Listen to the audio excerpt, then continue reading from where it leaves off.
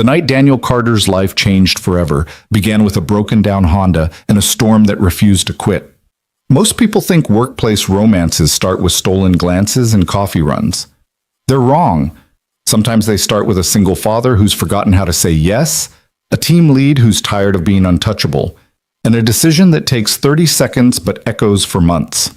This is the story of how kindness became scandal, how silence almost destroyed what honesty built, and how one man finally stopped running from the life he deserved. Stay with me until the end, hit that like button, and drop a comment with your city so I can see how far this story travels. You won't believe where this goes. The rain hit Portland like it had a personal grudge. Daniel Carter stood in the parking garage of Velocity Tech Solutions, watching water cascade off the concrete levels above, creating a wall of sound that drowned out everything else. His keys were already in his hand, his mind already 3 steps ahead. Pick up Emma from daycare, heat up the leftover chicken pasta, maybe squeeze in an hour of code review after she fell asleep. The routine was a rhythm he'd perfected over 4 years of single parenthood, a carefully choreographed dance that left no room for improvisation. Which is exactly why he should have walked away when he saw Lauren Hayes standing next to her car, phone pressed to her ear, rain soaking through her blazer. No, I understand. Tuesday, at the earliest. Right. Thanks. She lowered the phone slowly, staring at it like it had personally betrayed her. Daniel had worked under Lauren for 18 months. In that time, he'd learned several things about her. She drank her coffee black. She coded in 3 languages fluently. She had a laugh that showed up maybe twice a month. And she never ever asked for help. The woman who'd restructured their entire development pipeline in 6 weeks, who'd gone toe-to-toe with the CTO over architecture decisions, and won, was now standing in the rain looking completely defeated. He should have kept walking. Car trouble? The words were out before his better judgment could stop them. Lauren turned, and for just a second, he saw something unguarded in her expression. Embarrassment, frustration, maybe relief. Then her professional mask slid back into place. Transmission. The mechanic can't get to it until next week. She gestured vaguely at the silver Honda Civic that had seen better years. Perfect timing, right? Where do you live? Northwest, Morrison Street area? She was already shaking her head. I'll just call a rideshare. The surge pricing in this weather will be, I'm heading that direction. A lie. Emma's daycare was in the opposite direction, but it was only a 15-minute detour. 20 in this traffic. He could make it work. Come on, you'll be waiting an hour for a ride in this storm. He watched her calculate the offer, weighing professional distance against practical necessity. The rain hammered harder, as if trying to make the decision for her. You're sure? She asked. Positive. Let's go before we both drown. They ran for his car, a practical Subaru Outback that smelled faintly of apple juice and crayons. Daniel swept Emma's car seat debris into the back, a stuffed elephant, 3 picture books, half a pack of goldfish crackers. Lauren climbed in without comment, but he saw her register it all, the evidence of the life he lived outside these office walls. The first 5 minutes passed in silence, except for the windshield wiper's rhythmic beating and the GPS's calm directions. Daniel focused on the road, on the taillights blurring through the downpour, on anything except the fact that Lauren Hayes was sitting in his passenger seat, close enough that he could smell her perfume, something subtle, expensive, completely unlike the chaos of his daily life. Thank you for this. Her voice cut through the white noise of the storm. I know it's out of your way. It's fine. Really. You're a terrible liar, Daniel. The daycare pickup is at 5:30, isn't it? He glanced over, surprised. How did you... You leave at exactly 5:15 every day, like clockwork. There was no judgment in her tone, just observation. Emma, right? Your daughter? Yeah, she's 4, almost 5. He didn't usually talk about Emma at work, not because he was hiding her, but because single fathers in tech walked a weird line. Too much personal life and you're not committed enough to the job. Too little and you're cold, detached. He'd learned to keep his world separate. The elephants are her favorite? Lauren gestured to the stuffed animal in the back. This week. Last week it was dinosaurs, before that astronauts. He couldn't help smiling. She's scientifically curious, drives the daycare teachers crazy with questions. Sounds like someone else I know. Lauren's voice carried a hint of amusement. You should hear yourself during code reviews. But why would we architect it that way? What's the edge case? Did we consider alternative approaches? That's different. That's work. Is it? She turned to look at him fully now, and Daniel felt the weight of her attention. You approach problems the same way, methodically, thoroughly, like you're trying to understand the whole system before you make a move. The GPS announced a turn. Daniel took it, buying himself time to respond, because she was right. And that observation felt too personal, too close to the truth of how he lived his entire life now, carefully, defensively, always thinking 3 steps ahead to avoid disaster. I have to be thorough, he said finally. There's no room for mistakes when you're the only parent in the equation. The words hung in the air between them, heavier than he'd intended. He never talked about Emma's mother. Hell, he barely thought about her anymore. The woman who'd decided motherhood wasn't what she'd signed up for, who'd left when Emma was 6 months old and never looked back. That pain had calcified into something else over the years. Fuel, determination, a fierce protective instinct that shaped every decision he made. Sorry, Lauren said quietly. That must be hard. It is what it is. Daniel's hands tightened on the steering wheel. Emma's happy, healthy. That's what matters. Still, doing it alone, I'm not alone. I have Emma. He softened his tone, realizing how sharp that had sounded.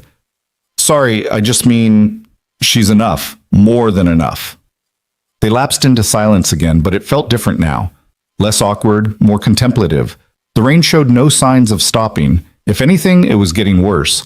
The streets were starting to flood, water pooling at intersections faster than the drains could handle. Take a left up here, Lauren said. Morrison's 3 blocks up. Daniel followed her directions into a neighborhood of older homes, the kind Portland was famous for, craftsman-style houses with deep porches and mature trees. Lauren's house was a small bungalow, painted pale blue with white trim, wedged between 2 larger homes. A single light glowed in the front window. This is me. She didn't move to get out. Daniel, thank you, really. You didn't have to do this. It's fine. Anyone would have. No, they wouldn't have. She was looking at him with that same unguarded expression from the parking garage, and Daniel felt something shift in his chest. You're one of the good ones, I hope you know that. Before he could respond, lightning cracked across the sky, close enough that the thunder followed almost immediately. The streetlights flickered once, twice, then died. The houses went dark one by one like dominoes falling. Power's out, Lauren said unnecessarily. Daniel checked his phone. 3 bars, but the data was crawling. He pulled up the local news. Looks like the whole Northwest grid is down. They're saying 2 to 3 hours minimum for restoration. Perfect. Lauren laughed, but there was no humor in it. Just perfect. You have candles? Flashlight? Somewhere, probably. She finally reached for the door handle. I'll figure it out. Thanks again for... Wait. Daniel heard himself say it, heard the word leave his mouth before his brain authorized it. Do you have food? If the power's out, your fridge... I'll be fine, Daniel. Go get your daughter. But he was already checking his phone, pulling up the daycare's contact. Mrs. Patterson answered on the second ring, her voice warm and patient as always. Daniel, I was about to call you. The power situation... I know, I'm running late. Is Emma okay? She's perfect, playing blocks with the Harrison twins. Don't worry about the time. We've got backup generators and we're prepared to stay as long as we need to. Some parents might not make it through this traffic for hours. I can be there in 30 minutes, 40 max. Honey, have you looked at the roads? They're closing bridges. You'd be safer waiting it out somewhere and coming when it's clear. Emma's fine here, I promise. We'll camp out. Make it an adventure. You know how she loves that. Daniel did know. Emma would probably think an impromptu sleepover at daycare was the most exciting thing that had happened all week. But the guilt still gnawed at him, the constant nagging feeling that he should be there, should always be there, that any deviation from the plan was a failure. You're sure? Positive. I'll text you updates every hour. Stay safe, Daniel. He ended the call and sat there, engine idling, rain hammering the roof. Lauren hadn't moved either. She was watching him with an expression he couldn't quite read. She's okay? Lauren asked. Yeah, they want me to wait out the storm. Bridge closures. That was probably smart. Driving in this, lightning struck again, close enough that they both flinched. The house next to Lauren's lost a branch with a crack that sounded like a gunshot. It crashed onto the sidewalk, missing Daniel's car by maybe 10 feet. Jesus, Daniel breathed. You need to get off the road. Lauren's voice had shifted into her team lead mode, decisive and clear. Come inside. Wait until it passes. I can't just... Yes, you can. You just got clearance from the daycare. The bridges are closing. Daniel, you're a great father, but you're not helping Emma by driving into a tree. She was already opening her door. Come on, I promise my house won't bite. He should have said no. Should have thanked her, waited 5 minutes for the worst to pass, driven home to his empty apartment. That was the safe play, the smart play, the one that kept his life in its careful, controlled lanes. Instead, Daniel turned off the engine and followed Lauren Hayes into her house. The interior was dark except for the ambient gray light filtering through the windows. Lauren moved through it with practiced ease, disappearing into what Daniel assumed was the kitchen. He heard drawers opening, the scratch of a match, and then warm light bloomed as she returned with 2 candles. Not much, but it's something. She set them on the coffee table, and in their flickering glow, Daniel got his first real look at Lauren's personal space. It was unexpected. He'd unconsciously assumed her home would match her office persona, minimalist, efficient, everything in its place. Instead, he found himself in a room that felt lived in, comfortable. Bookshelves crammed with paperbacks and hardcovers, their spines creased from reading. A blanket thrown over the back of a worn leather couch. Plants on every available surface, some thriving, some struggling, all clearly tended with optimistic determination. I know, Lauren said, catching his expression. It's a mess. It's not. It's... Daniel searched for the right word. It's real. She laughed, that rare, genuine laugh he'd only heard a handful of times. Diplomatic. I appreciate that. She shrugged out of her wet blazer, hanging it over a chair. Make yourself comfortable. I'm going to change into something dry. There's towels in the bathroom if you want to dry off. She disappeared down a hallway, and Daniel was left alone with the candles and the sound of rain against the windows. He should have felt awkward, out of place. Instead, he felt strangely calm. When was the last time he'd been in someone else's home like this? Not for a play date with Emma, not for some obligation, but just as himself. He couldn't remember. He took her up on the towel offer, finding the bathroom and drying his hair, his shirt. His reflection in the candlelit mirror looked unfamiliar. A man who existed outside of daddy duty and code reviews. Someone he'd almost forgotten. When he returned to the living room, Lauren was back, wearing jeans and an oversized sweater, her hair loose around her shoulders instead of pulled back in its usual professional bun. She looked younger somehow, more approachable. She'd also produced a bottle of red wine and 2 glasses. I figured we're both off the clock, she said, pouring. Unless you prefer coffee, I have a French press and the stove is gas, so wine's good. Daniel accepted the glass, settling onto the couch at a respectful distance. Thanks. They sat in silence for a moment, sipping wine, listening to the storm. It should have been awkward. It wasn't. Can I ask you something? Lauren's voice was quiet, almost hesitant. Sure. Do you ever resent it? The responsibility? Daniel considered the question, rolling his wine glass between his palms. Sometimes, he admitted. Not Emma. Never Emma. But the weight of it, yeah. The constant pressure to not screw up, to be enough for both parents. The way dating became this impossible equation. Who has time? Who wants to sign up for instant family? Who's worth disrupting Emma's life for? He stopped, suddenly aware he was saying things he'd never said out loud. Sorry, that's probably more honesty than you wanted. No. Lauren's eyes were bright in the candlelight. It's refreshing. Everyone at work acts like they have it all figured out. Like life is just this perfectly managed project plan. And yours isn't? She laughed, sharp and self-deprecating. God, no. I'm 34, single, living in a house I can barely afford because I refuse to have a roommate, and my most meaningful relationship is with my houseplants. She gestured to a struggling fern. And I'm clearly killing them. That one just needs more indirect light and less water. See? You even know about plants. Lauren shook her head. Is there anything you're not good at? asking for help, setting boundaries, letting myself want things that aren't on the approved list. The words surprised him as much as they seemed to surprise her. They looked at each other across the cushion of space between them, and Daniel felt the air change, thicken with something unspoken. "What's on the approved list?" Lauren asked softly. "Emma's happiness, financial stability, career advancement, being the reliable guy." He met her eyes. "Safe things." "And what's not on the list?" "You," Daniel thought. "This. Whatever's happening right now." But he couldn't say it, shouldn't say it. So instead he said, "Complications." "Right, complications." Lauren took a long sip of wine. "Like your team lead stranded in a blackout, drinking wine on her couch with her subordinate." "Is that what we're doing?" "I don't know what we're doing, Daniel. Do you?" The honest answer was no. He had no idea what was happening, only that it felt like standing on the edge of something vast and terrifying and exhilarating all at once.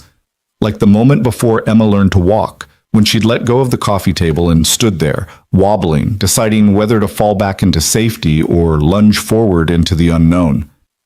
"I should probably eat something," Lauren said, breaking the moment. "I haven't had dinner. You?" "Not yet. I'm a terrible cook, but I can manage pasta. Basic but edible." She was already standing, taking her wine glass with her. "Come on, keep me company." The kitchen was small, barely room for 2 people, but they made it work. Lauren boiled water on the gas stove while Daniel found vegetables in her fridge that hadn't gone bad yet. Bell peppers, an onion, mushrooms. They worked without discussing it, falling into an easy rhythm. She'd dice, he'd sauté. She'd taste, he'd adjust seasoning. "You lied about the cooking thing," Daniel said, watching her expertly mince garlic. "You're good at this." "I'm good at following instructions. There's a difference." But she smiled, pleased. "My grandmother used to say cooking is just chemistry you can eat." Smart woman. She was. Taught me everything worth knowing. Lauren's voice softened. "She'd have liked you. She always said to trust people who fix things without being asked." "Is that what I do?" "You fixed Jamie's code last week when you could have just flagged it in review. You stayed late to help Marcus debug that API issue, even though it wasn't your sprint. You drive team leads home in storms." She looked up at him, and they were close enough in the small kitchen that he could count the gold flecks in her brown eyes. "Yeah, Daniel, that's what you do. Maybe I just don't like leaving things broken. Or maybe you're one of the good ones." She repeated what she'd said in the car, but this time it landed differently. Heavier with meaning. Dinner was ready, nothing fancy, just pasta with vegetables and a quick sauce, but they ate it at her small kitchen table by candlelight like it was something special. The conversation flowed easier now, lubricated by wine and the strange intimacy of the storm. They talked about everything and nothing. Favorite books, worst jobs, the terrible office coffee, Portland's rain. "I moved here from Arizona," Lauren said. "Everyone thought I was crazy trading sunshine for this." She gestured at the rain-streaked windows. "But I love it. The rain makes everything feel temporary, like you can reinvent yourself every time the clouds clear." "And have you? Reinvented yourself?" "I'm trying." She traced the rim of her wine glass. "The woman I was 3 years ago wouldn't have recognized me now. Career-focused, yes, but also closed off, afraid of anything that didn't fit the plan." "What changed?" "I turned 33 and realized the plan wasn't making me happy. It was making me successful, sure, respected, but not happy." She met his eyes. "So I'm trying to be braver, to say yes to things that scare me, to stop treating life like a risk management exercise." Daniel felt those words like a physical touch, because wasn't that exactly what he'd been doing? Managing risk, minimizing variables, keeping everything controlled and safe? And where had it gotten him? A good father? Yes. A solid employee? Absolutely. But a happy man? He wasn't sure he remembered what that felt like. "I'm not brave," he heard himself say. "I'm terrified all the time. That I'm screwing up Emma, that I'm not enough, that if I let my guard down for 1 second, everything will fall apart." "Daniel," Lauren reached across the table, her hand covering his. "You're raising a curious, happy child on your own while maintaining a demanding career. That's not cowardice. That's courage in action every single day. Her hand was warm on his. He should pull away, maintain professional distance, keep that wall firmly in place. Instead, he turned his palm up, lacing his fingers through hers. "This is a bad idea," he said quietly. "Probably. You're my team lead." "I know. Emma has to come first." "I wouldn't expect anything else." "So why does this feel like the first good decision I've made in years?" Lauren's smile was slow, devastating. "Because maybe it is." They stayed like that, hands joined across the table, as the candles burned lower and the storm raged outside. Neither of them moved to break contact. Neither of them wanted to be the first to acknowledge what was happening, as if speaking it aloud would shatter whatever spell the darkness had woven. Finally, Lauren spoke. "It's getting late." "Yeah." "The storm isn't stopping." "No." "You could stay until it clears." She said it carefully, like she was trying not to spook a wild animal. "The couch is comfortable." And here it was, the moment of choice, the fork in the road. Daniel could already map both paths, the safe one that led back to his apartment, his routine, his carefully controlled life, and the other one, the one that terrified him, that led into unknown territory with this woman who'd somehow become essential in the span of a single evening. The old Daniel, the one who'd built his life on caution and control, knew which path to take, but maybe that wasn't who he wanted to be anymore. "I'll stay," he said. Then, before he could stop himself, "But I'm not sleeping on the couch." The words hung in the air between them, bold, honest, unmistakable in their meaning. Lauren's eyes widened slightly, surprise giving way to something else, something warm and wanting, and maybe a little scared. "No?" Her voice was barely a whisper. "No." "Then wherever you want me to be." Daniel stood, still holding her hand, drawing her up with him. "But I'm done pretending this is just about the storm. I'm done being careful. If you want me to leave, I'll go right now. But if you want me to stay, really stay, then say it, because I need to hear you say it." In the candlelight, Lauren looked young and powerful all at once, a woman on the edge of her own decision. When she spoke, her voice was steady and clear. "Stay, Daniel. Stay with me." And just like that, the line was crossed. The morning arrived with cruel brightness, sunlight streaming through Lauren's bedroom window like an interrogation lamp. Daniel woke to the sound of birds and the disorienting awareness that he was in a bed that wasn't his, in a house that smelled like lavender and coffee instead of Emma's strawberry shampoo and yesterday's macaroni. Lauren was already awake beside him, propped on one elbow, watching him with an expression he couldn't quite read. Her hair was a mess, her face bare of makeup, and she'd never looked more beautiful. "Hey," she said softly. "Hey." Daniel's voice came out rough. He cleared his throat. "What time is it?" "Just past 6. The power came back around 4. I heard the fridge kick on." They lay there in the gray morning light, the weight of what they'd done settling over them like a second blanket. It hadn't been reckless or wild, nothing like the desperate encounters Daniel remembered from his 20s. Instead, it had been careful and intense. Two people who'd spent too long being careful, finally allowing themselves to want something, to want each other. "I should go," Daniel said, not moving. "Emma?" "I know." Lauren's hand found his under the covers, squeezed once. "I know." But neither of them moved, because leaving meant facing what came next, and in this moment, they could pretend the world outside this room didn't exist, that there were no office politics, no professional boundaries, no complications waiting to shred whatever fragile thing had formed between them. Daniel's phone shattered the illusion, buzzing insistently on the nightstand. Mrs. Patterson's name lit up the screen. "Emma's ready for pickup whenever you are," the daycare director said cheerfully. "She had a grand time. Stayed up way too late telling the other kids ghost stories, but she's happy as a clam. Says it was better than camping." "I'll be there in 30 minutes, Daniel promised, already sitting up. "Thank you, Mrs. Patterson, really." "Any time, honey. We love that girl." He ended the call and turned to find Lauren pulling on a robe, her expression carefully neutral. The intimacy of moments before had evaporated, replaced by something more guarded. You need coffee before you go? She asked, tying the robe's belt with precise movements. Lauren, it's fine, Daniel. You have to pick up your daughter, I get it. But her voice was tight, controlled, the same tone she used in meetings when someone questioned her technical decisions. Hey. He caught her hand as she moved past the bed. Look at me. She did, reluctantly, and he saw it there. The fear underneath the control. The same fear he felt churning in his gut. I don't regret this, he said firmly. Do you? No, but that doesn't mean it wasn't complicated. Everything worth having is complicated. Is it worth having? The question came out small, vulnerable. Or was this just a moment, a storm that passed? Daniel stood, still in his boxers, and framed her face with his hands. I don't know what this is yet, but I know I want to find out. If you do. We work together, Daniel. I'm your team lead. HR has policies about... I know. We'll figure it out.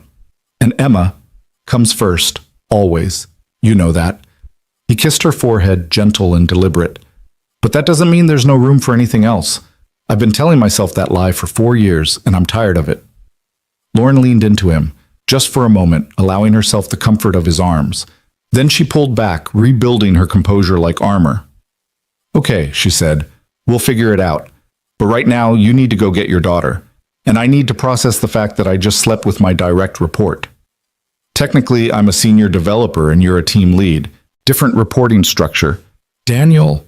But she was almost smiling. Go, before I overthink this into oblivion. He dressed quickly, finding his clothes scattered across her bedroom floor, evidence of the path they'd taken from kitchen to hallway to bed, shedding inhibitions along with their shirts. In the kitchen, Lauren pressed a travel mug of coffee into his hands, and they stood there by her front door like awkward teenagers after a first date. I'll see you Monday? She asked. Yeah, Monday. He hesitated, then kissed her once more, brief and sweet.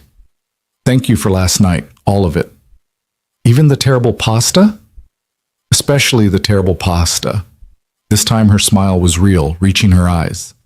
Daniel carried it with him all the way to his car, through the drive to the daycare, even as his mind started cataloging all the ways this could go catastrophically wrong. Emma barreled into his arms the moment he walked through the daycare door, a 4-year-old missile of energy and enthusiasm. Daddy, we had a sleepover, we told stories, and Mrs. Patterson made us pancakes, and I didn't even cry.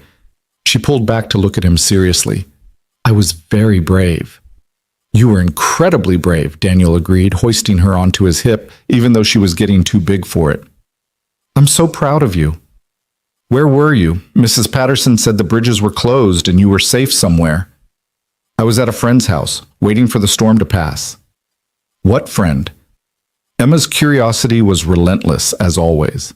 Someone from work. Her car broke down and the storm was really bad, so I made sure she got home safe. A girl? Emma's eyes lit up with that peculiar interest children have in their parents' lives. Like a girlfriend? Like a friend who is a girl, Daniel corrected, even as his chest tightened. Because what was Lauren exactly? A friend seemed too small a word for what had happened, but girlfriend felt presumptuous, too fast, too much. Oh! Emma sounded disappointed. Then, with the devastating honesty of 4-year-olds, Mia's mommy has a boyfriend now. They go on dates and everything. Mia says her mommy is happy. Daniel's heart clenched. They'd had this conversation before, in various forms. Emma asking why she didn't have a mommy like the other kids. Daniel explaining in age-appropriate terms that some families look different, that love came in all shapes, that they had each other, and that was enough. But maybe Emma was starting to realize it wasn't enough. That she wanted what she saw other kids have, a complete set, a mother and a father, the fairy tale family. Would you like it if Daddy went on dates? He asked carefully, carrying her to the car. Emma considered this with the gravity of a Supreme Court justice. Would you still have time for me? Always. You're my #1 priority, Emma Bear. Nothing changes that. Then okay. She nodded decisively. You should go on dates. Mrs. Patterson says everybody needs somebody to talk to who isn't four. Daniel laughed despite himself. Mrs. Patterson is very wise. The weekend passed in the usual rhythm of single parenthood. Playground visits, grocery shopping, an elaborate fort built in the living room, Emma's swimming lesson, meal prep for the week ahead. Daniel went through the motions, but his mind kept drifting back to Lauren's house, to candlelight and wine and the feeling of being seen as more than just Emma's dad or the reliable developer in the corner cubicle. He texted Lauren once on Saturday, "How's the fern doing?" Her response came 3 hours later. "Moved it to indirect light like you suggested. Jury's still out on whether I've committed planticide." Sunday evening, as he was putting Emma to bed, his phone buzzed with another message. Are we really doing this? Walking into the office Monday and pretending nothing changed? Daniel waited until Emma was asleep, then called her. "Hi," Lauren answered, and he could hear the nervousness in her voice. "We don't have to pretend nothing changed," Daniel said. "We just have to be professional about how we handle what did change." "That's not an answer, Daniel. That's corporate speak." "Fine. Here's the truth. I have no idea how to navigate this. I've been out of the dating game for so long, I don't even know if there are new rules. Add in the work complication, and I'm completely lost." He paused, gathering courage. "But I know I want to try. With you. If you're willing to figure it out together." The silence on the other end stretched long enough that Daniel's stomach dropped. Then Lauren exhaled slowly. "My last relationship ended because I prioritized work over everything else," she said. "I stayed late when I should have gone home. I took calls during dinner. I basically married my job and wondered why he left." Her voice wavered slightly. "I don't want to be that person anymore, but I don't know how not to be her." "Maybe we learn together," Daniel offered. "You teach me how to make room for someone else in my life. I'll teach you how to leave work at work sometimes."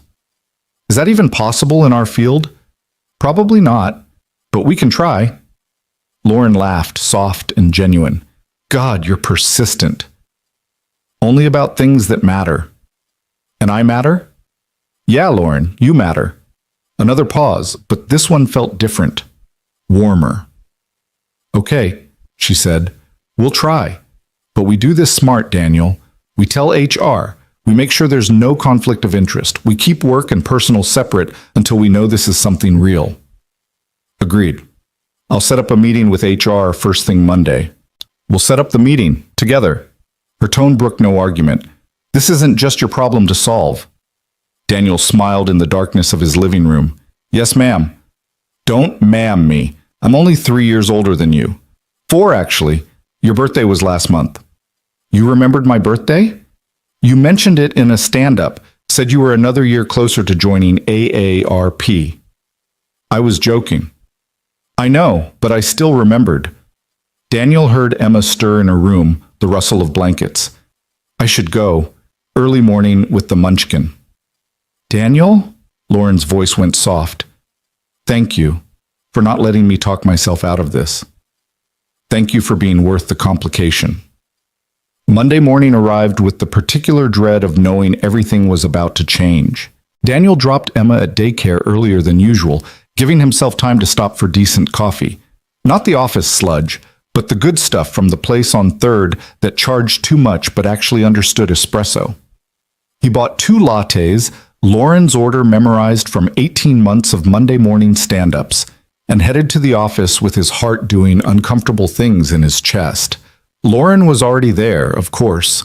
She was always first in, last out, the kind of dedication that had gotten her promoted twice in 3 years. She looked up when Daniel knocked on her open office door, and for just a second he saw something warm flash across her face before professional distance slammed back into place. "Good morning," she said evenly.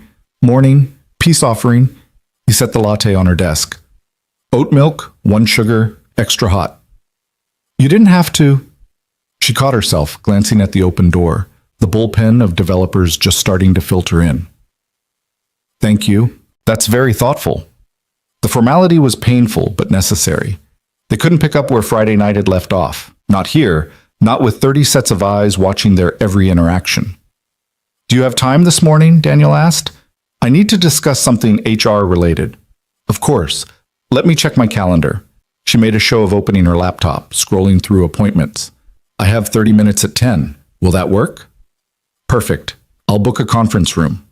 It was all very professional, very appropriate. It felt completely wrong. Daniel worked at his desk for the next 2 hours trying to focus on the API documentation that needed updating, but his mind kept wandering. How would HR handle this? Would they require one of them to transfer teams? Would there be disciplinary action for not disclosing sooner, even though sooner was literally just Friday night? And what if this thing between them didn't work out? What if they were risking their careers for something that would burn out in a month? At 9:58, he headed to conference room C, the small one tucked in the back corner that people used for difficult conversations. Lauren arrived exactly at 10, closing the door behind her with a quiet click. For a moment, they just looked at each other. Then Lauren crossed the room in 3 quick steps and kissed him, urgent and brief. "Sorry," she said, pulling back. "I needed to do that once before we made everything complicated and official." Daniel's hands had found her waist without conscious thought. "We could not tell HR. Keep this quiet for a while." "You know we can't do that." But she didn't move away. "It's against policy. If someone found out, we'd both be in trouble." "You could lose your job, Daniel." "Emma, I know." He released her reluctantly, putting professional distance between them again. "You're right, we do this properly." They called HR from the conference room phone, putting it on speaker. Melissa Chang, the HR director, answered with her usual brisk efficiency. "Daniel, Lauren, what can I do for you?" "We need to disclose a relationship," Lauren said, and Daniel admired how steady her voice was. "Personal relationship. We wanted to report it before it became a conflict of interest issue." "I see." Melissa's tone shifted, became more careful. "How long has this relationship been active?" "This weekend," Daniel said. "Friday night, technically. During the storm." "And prior to Friday?" "Completely professional," Lauren assured her. "Nothing inappropriate." "Okay. I appreciate you coming forward promptly. However, this does present some challenges given your reporting structure." Computer keys clicked on the other end of the line. "Lauren, Daniel reports to you indirectly through the development team hierarchy. That creates a potential conflict of interest for performance reviews, project assignments, promotion decisions." "We understand," Daniel said. "What are our options?" "Typically, we'd need to restructure the reporting line. Either Daniel moves to a different team or Lauren does. Alternatively, we could assign Daniel a different team lead for review purposes while he remains on the same project team." Daniel's stomach sank. Moving teams meant leaving the work he'd spent 2 years building, the relationships, the institutional knowledge. But Lauren's situation was worse. She'd built this team from scratch, had fought for every process improvement and technical decision. "I'll transfer," he said. "Marketing team has an opening for a senior developer. I can—" "No!" Lauren's voice was sharp. "You're in the middle of the API redesign. Moving you now would set us back months. I'll talk to Priya about shifting to the infrastructure team. They've been wanting someone with my background anyway." "Lauren, that's a lateral move at best. You'd be giving up your team for something that matters to me." She met his eyes across the conference room table.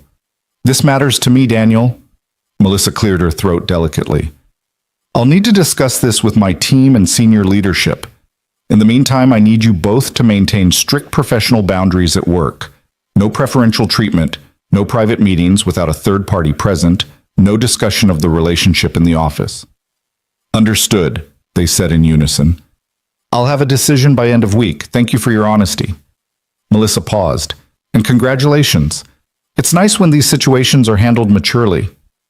The call ended. Lauren slumped in her chair, suddenly looking exhausted. "That went better than I expected," she said. "You're seriously considering leaving your team? If it means we can do this without constantly looking over our shoulders?" "Yes." She straightened, some of her usual determination returning. "I'm good at what I do, Daniel. I can build another team, but finding someone who makes me want to be brave, that's harder to replace." Daniel wanted to cross the room, pull her into his arms, kiss her until that worried line between her eyebrows disappeared. Instead, he stayed in his chair, maintaining the professional distance Melissa had mandated. "We should get back," he said reluctantly. "People will notice if we're both gone too long." "Right," professional boundaries, and Lauren stood, smoothing her skirt. I'll go first. You wait 5 minutes. Lauren, yeah? Thank you for thinking this is worth it. Her smile was small but genuine. Ask me again in a week when the whole office is gossiping about us.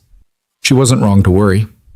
By Tuesday afternoon, the whispers had started. Daniel first noticed it in the break room, where conversations would pause when he entered, resume in hushed tones once he'd poured his coffee and left.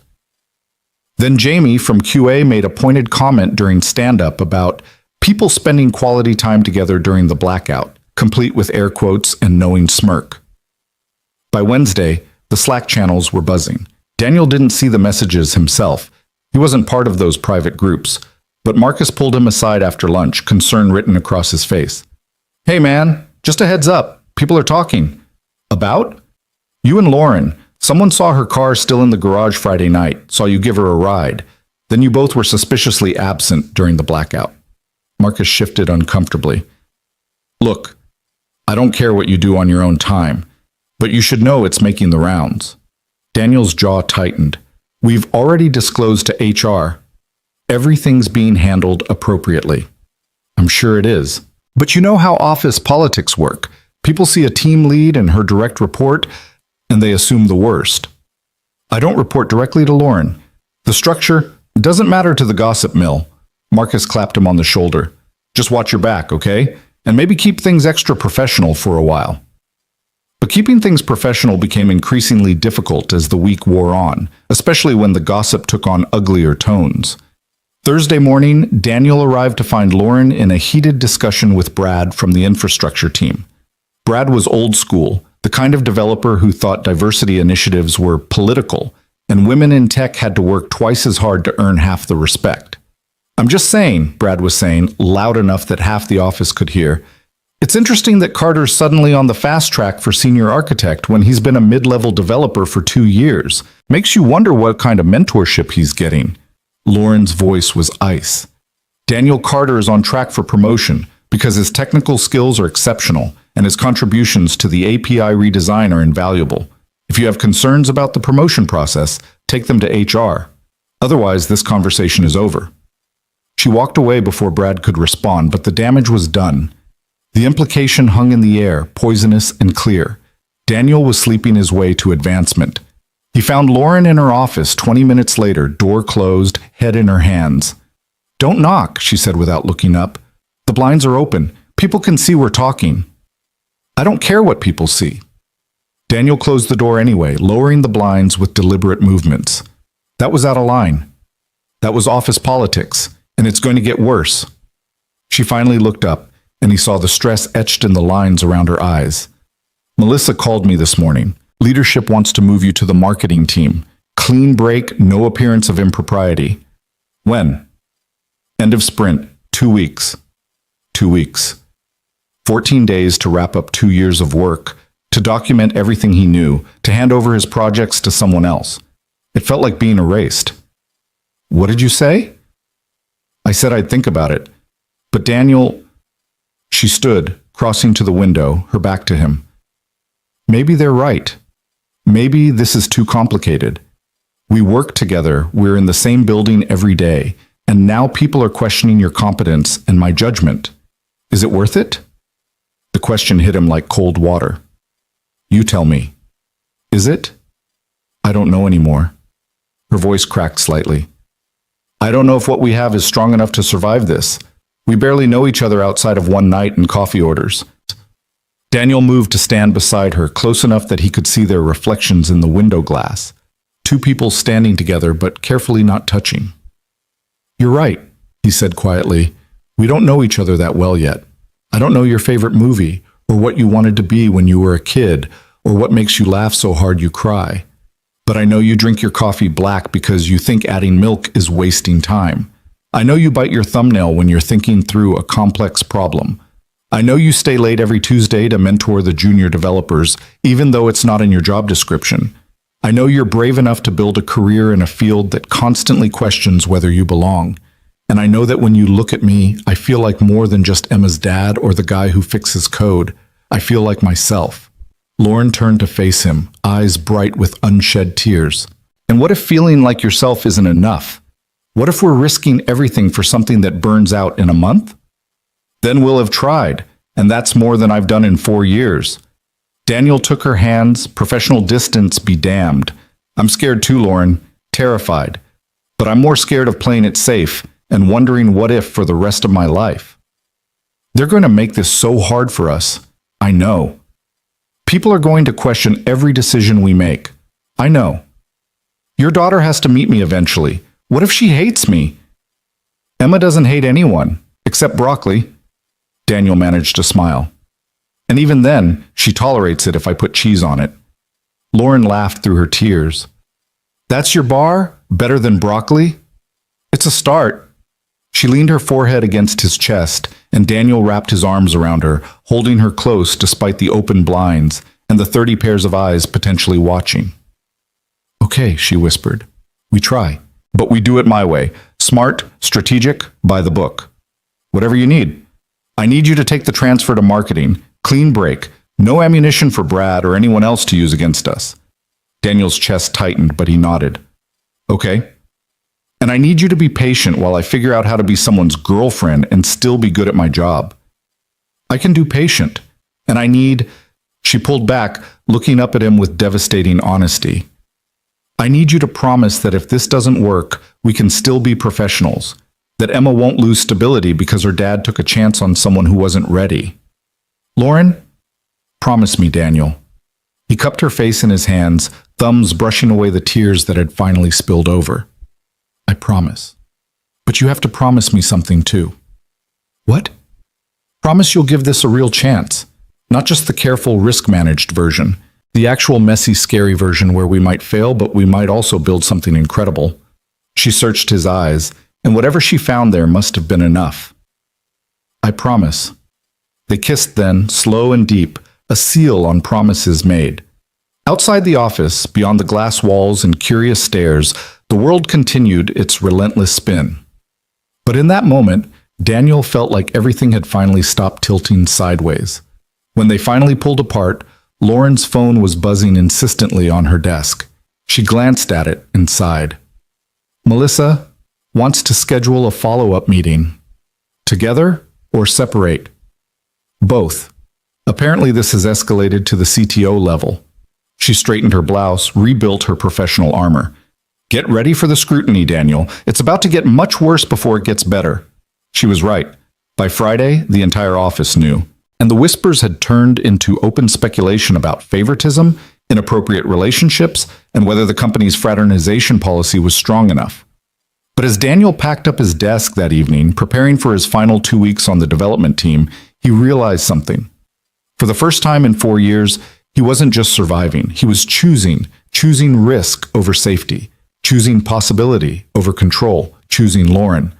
And that choice, terrifying as it was, felt like finally learning to breathe again. The meeting with the CTO happened on a gray Monday morning that matched Daniel's mood perfectly. He and Lauren sat on opposite sides of the conference table, maintaining the careful distance that had become their default whenever company leadership was involved. Across from them sat Richard Chen, the CTO, Melissa from HR, and unexpectedly, Brad from infrastructure, whose presence made Daniel's stomach clench with foreboding. Thank you for coming, Richard began, his tone neutral but his eyes sharp. I'll get straight to the point. We've received multiple complaints about favoritism and inappropriate conduct between you two. Brad here has documented concerns about Daniel's recent performance evaluations and project assignments. Brad slid a folder across the table, looking entirely too pleased with himself. I've been tracking Carter's advancement over the past 18 months. Interesting pattern emerges when you map it against Hayes' tenure as team lead. Promotions, high visibility projects, salary increases, all coinciding with Daniel's exceptional work. Lauren cut in, her voice sharp as broken glass. Every evaluation I've submitted has been based on documented performance metrics. Every assignment was determined by skill set and project needs. If you're implying otherwise, I'd like to see your evidence. The evidence is the timeline itself, Brad countered. A developer who is middling at best suddenly becomes indispensable the moment a certain team lead takes an interest in him. Daniel felt heat rising in his face. Middling. I led the migration to microservices architecture. I rebuilt the authentication system from the ground up. I've mentored 6 junior developers and contributed to every major release for 2 years. Under Hayes' supervision, that's the point. Gentlemen, Richard interrupted, raising one hand. Let's keep this professional. Brad, your concerns are noted, but correlation isn't causation. Lauren, I need to ask you directly. Has your personal relationship with Daniel influenced any professional decisions you've made regarding him? Lauren met the CTO's gaze without flinching. No. Every decision I've made about Daniel's career has been based solely on merit. Our personal relationship didn't exist until 10 days ago. Before that, he was simply the best developer on my team. And you expect us to believe it just spontaneously developed? No prior attraction, no favoritism building over time? Brad's smirk was infuriating. What I expect, Lauren said coldly, is for you to focus on actual policy violations instead of manufacturing scandals. Daniel and I disclosed our relationship to HR immediately. We've followed every protocol. If you have proof of actual misconduct, present it. Otherwise, this feels like harassment. The room went silent. Melissa shifted uncomfortably in her seat. Richard steepled his fingers, studying them both with the expression of someone solving a complex problem. Here's what's going to happen, the CTO said finally. Daniel, your transfer to the marketing team is effective immediately, not end of sprint, today. Lauren, you'll recuse yourself from any decisions regarding Daniel's former projects or team members who worked with him. Melissa will conduct a full review of all performance evaluations and compensation decisions made in the past 18 months. Richard, that's excessive, Lauren protested. You're punishing us for being honest. I'm protecting the company from liability and protecting both of you from accusations that could damage your careers permanently. Richard's tone softened slightly. I'm not unsympathetic. Office romances happen, but you're in a visible position, Lauren, and people are watching. Fair or not, your judgment will be questioned until we can prove there's nothing to question. And what about Brad? Daniel asked, unable to keep the edge from his voice. He gets to level baseless accusations with no consequences? Brad raised legitimate concerns through proper channels. That's not a fireable offense. Richard stood, signaling the meeting's end. I suggest you both focus on your work and let the review process run its course. If everything is as above board as you claim, you'll be vindicated. They filed out of the conference room in tense silence. Brad lingered, catching Daniel's arm as Lauren and the others moved ahead. Nothing personal, Carter, he said quietly. But someone needed to call this out. Women like Hayes use their positions to play favorites all the time. You just happen to be the beneficiary. Daniel jerked his arm free. You don't know anything about Lauren or how she leads her team. I know she's been here 3 years and already outranks people with twice her experience. I know she's got leadership wrapped around her finger. And I know she's smart enough to pick someone like you, competent enough to be useful, grateful enough to be loyal. Brad's smile was ugly. Enjoy the marketing team, Carter. Hope it was worth it. Daniel watched him walk away, fists clenched so tight his knuckles ached. The injustice of it burned, that Lauren's competence was being reframed as manipulation, that his own skills were being reduced to rewards for good behavior in her bed. But more than anger, he felt something deeper and more corrosive. Doubt. Because what if Brad was right? Not about Lauren using him, but about the appearance of impropriety. What if their relationship, however genuine it felt, had irreparably compromised both their reputations? He found Lauren in her office 20 minutes later, blinds closed, door shut, sitting in the dark. They're taking everything, she said without preamble. Richard just sent me a list of projects I'm being removed from. The API redesign, the security audit, the new client onboarding system. Everything I've built for 2 years, gone, because I made the mistake of caring about someone. Daniel closed the door behind him. This is temporary.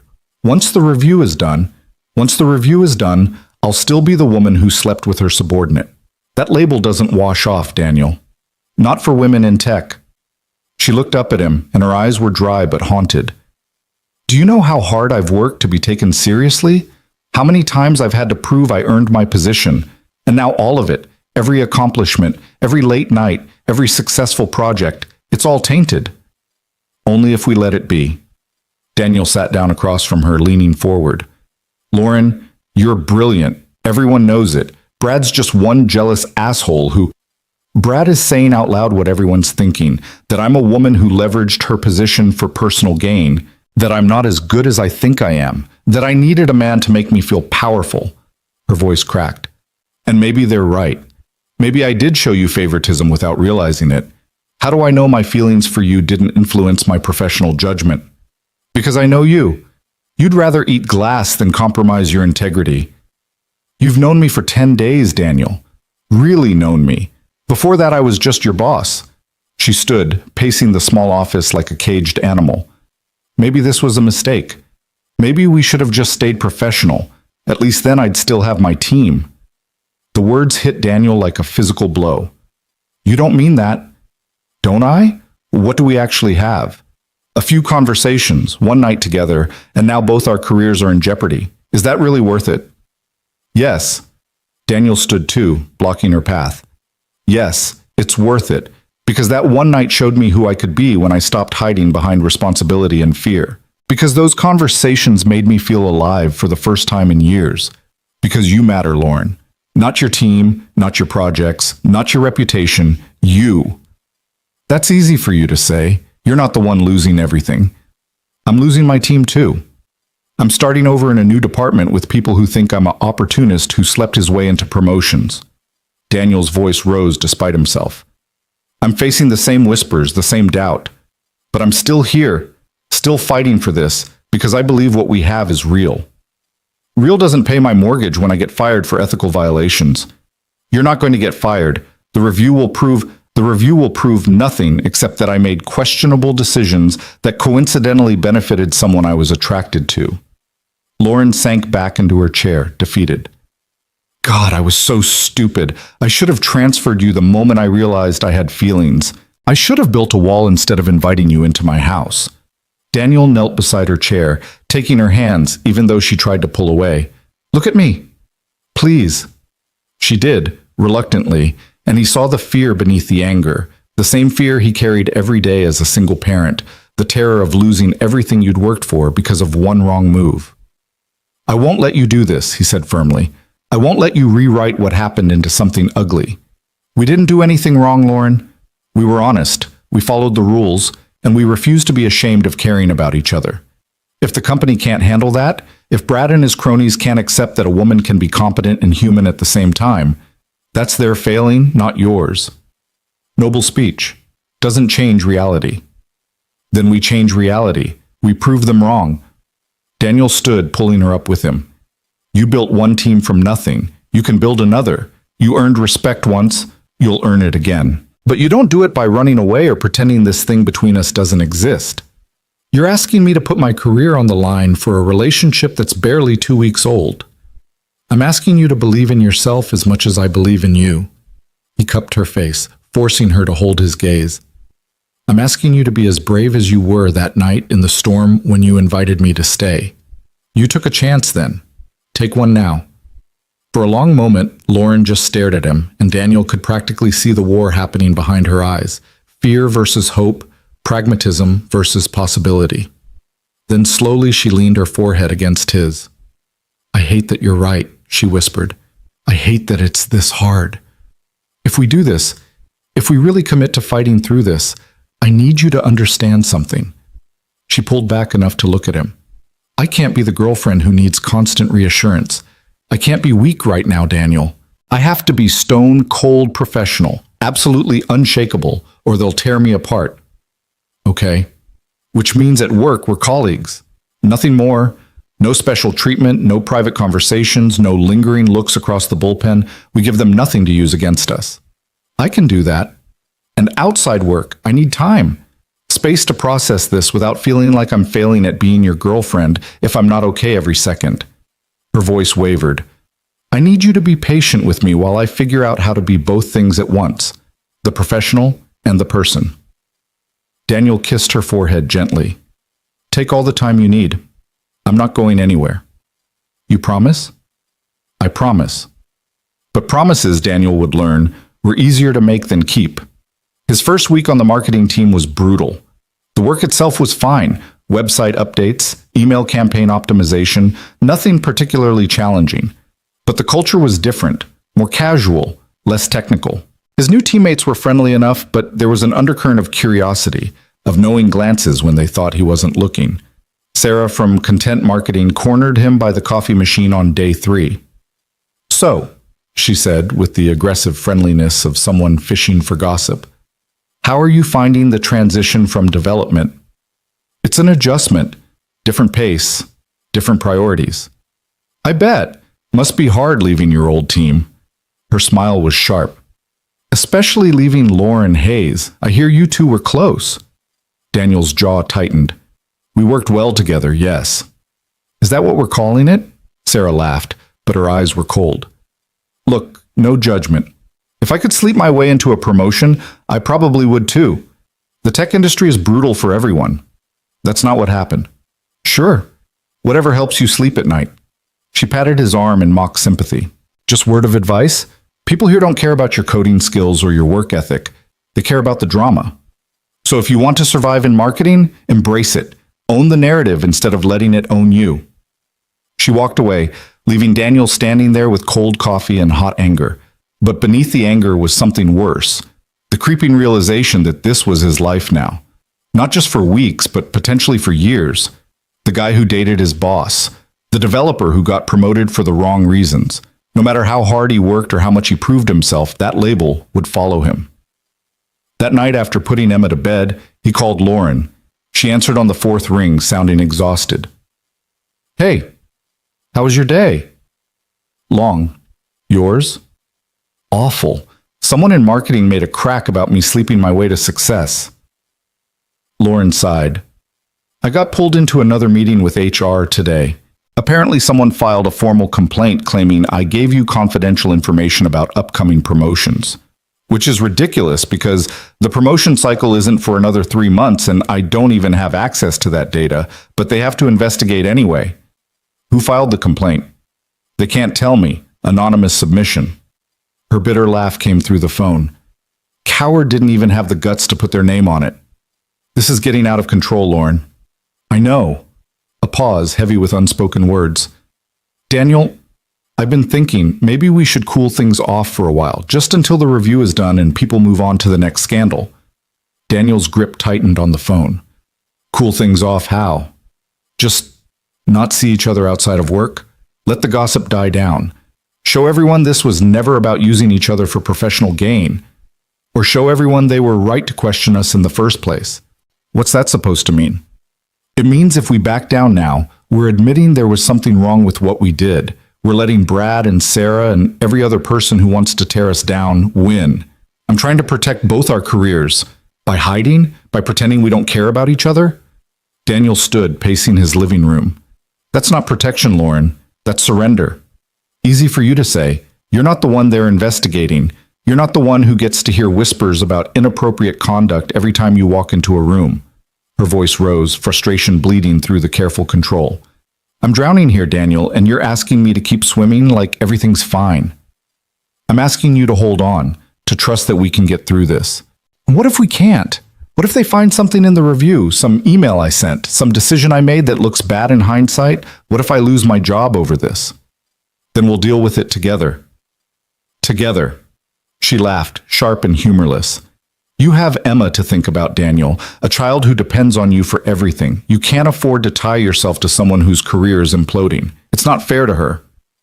"Don't use my daughter as an excuse to push me away." "I'm not—" Lauren stopped, and he heard her take a shaky breath. "I'm scared, okay? I'm terrified that I've ruined both our lives for something that might not even last. We barely know each other, and already everything is falling apart."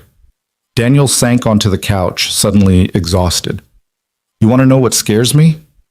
The idea of giving up on something real because people who don't know us, who don't care about us, decided we're not allowed to be happy. That's what terrifies me, Lauren. Not the gossip, not the review, not even losing my job. Losing you because we were too afraid to fight." Silence stretched between them, filled only by the sound of breathing on both ends of the line. "I need some space," Lauren said finally, her voice small. Just a few days to think clearly without feeling like I'm letting you down every time I'm not okay. And then what? And then we figure out what we're actually doing, if this is worth the cost, if we're strong enough to survive this.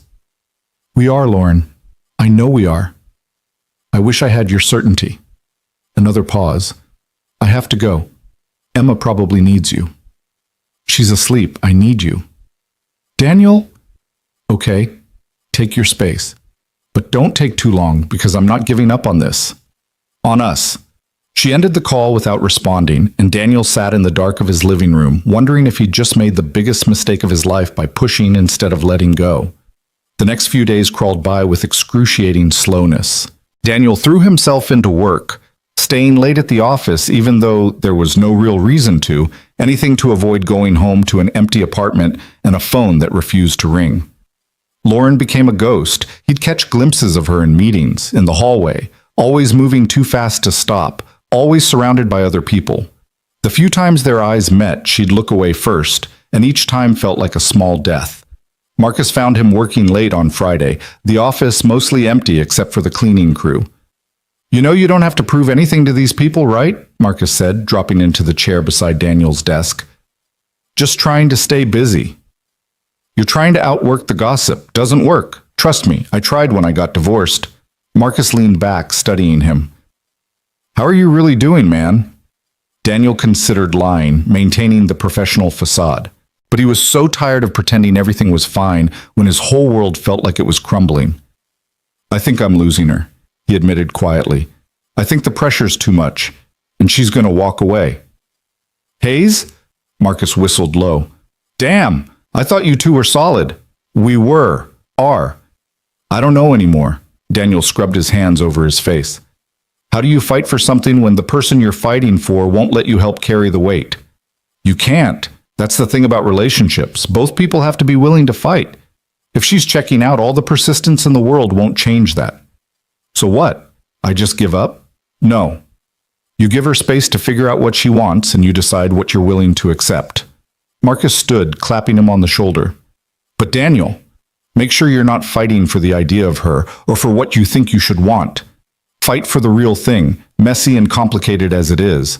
Otherwise, you're just setting yourself up for heartbreak. After Marcus left, Daniel sat at his desk staring at his dark monitor, turning those words over in his mind.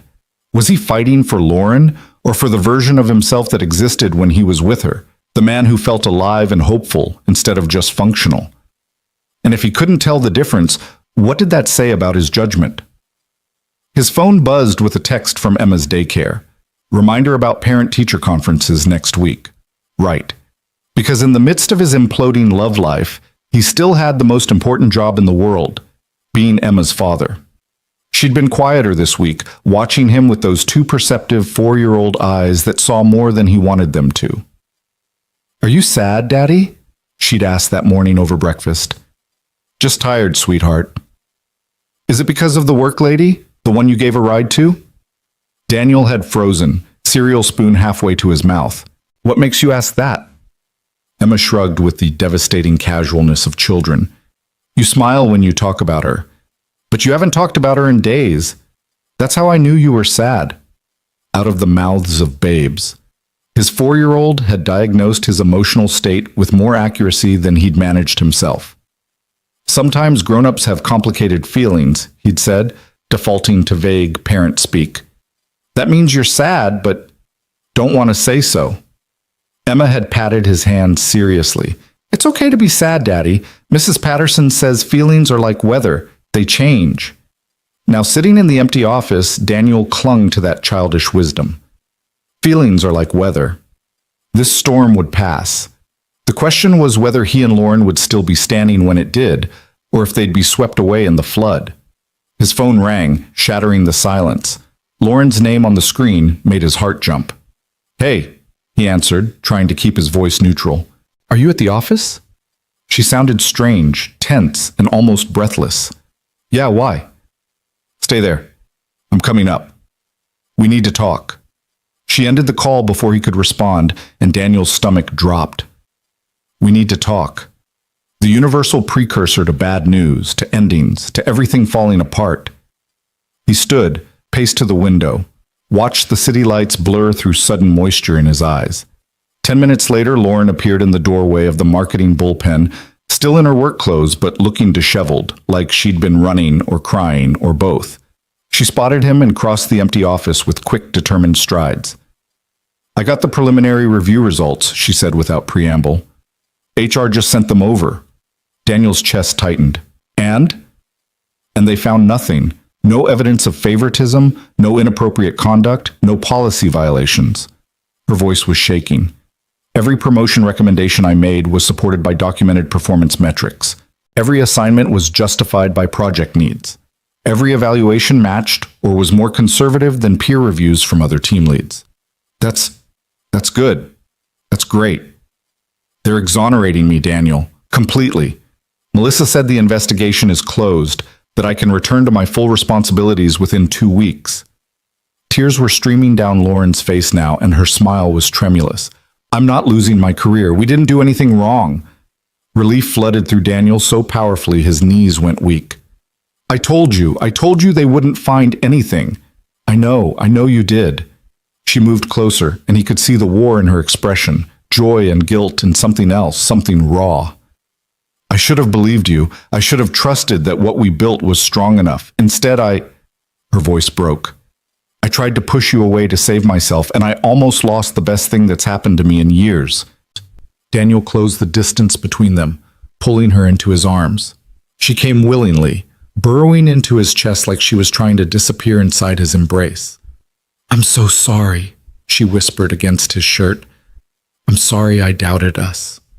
I'm sorry I let the fear win. You're here now. That's what matters." She pulled back enough to look up at him, and the vulnerability in her eyes made his chest ache. "I don't deserve you. I don't deserve this second chance.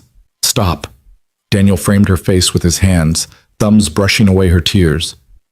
"You deserve everything good, Lauren.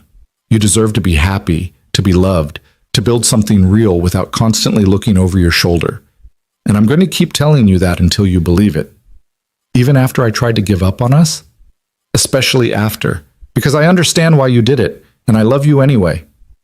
The words fell out before he could stop them, landing in the space between them like a grenade.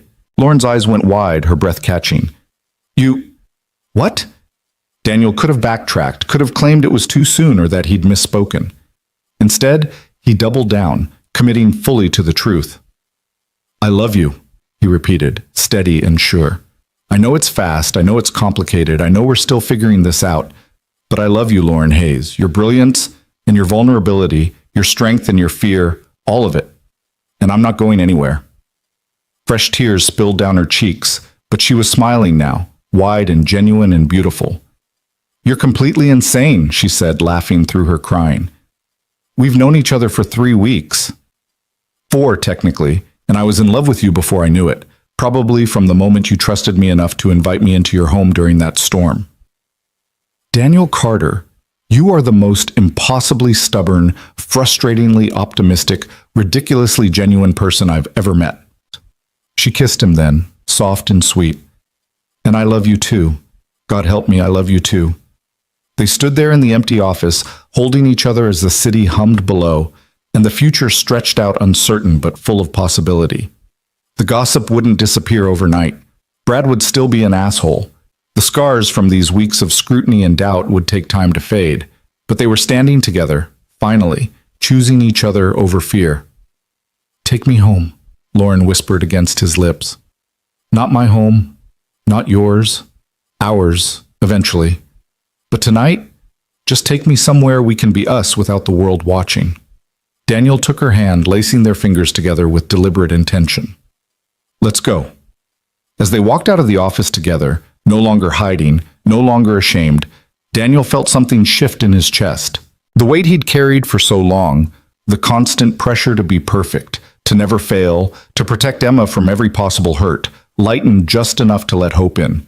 The storm had passed, they'd survived, and tomorrow they would start rebuilding what the gossip had tried to destroy, this time on a foundation of proven trust and hard-won truth. They ended up at a small restaurant in Southeast Portland, the kind of place with mismatched chairs and handwritten menus that Daniel would have never found on his own.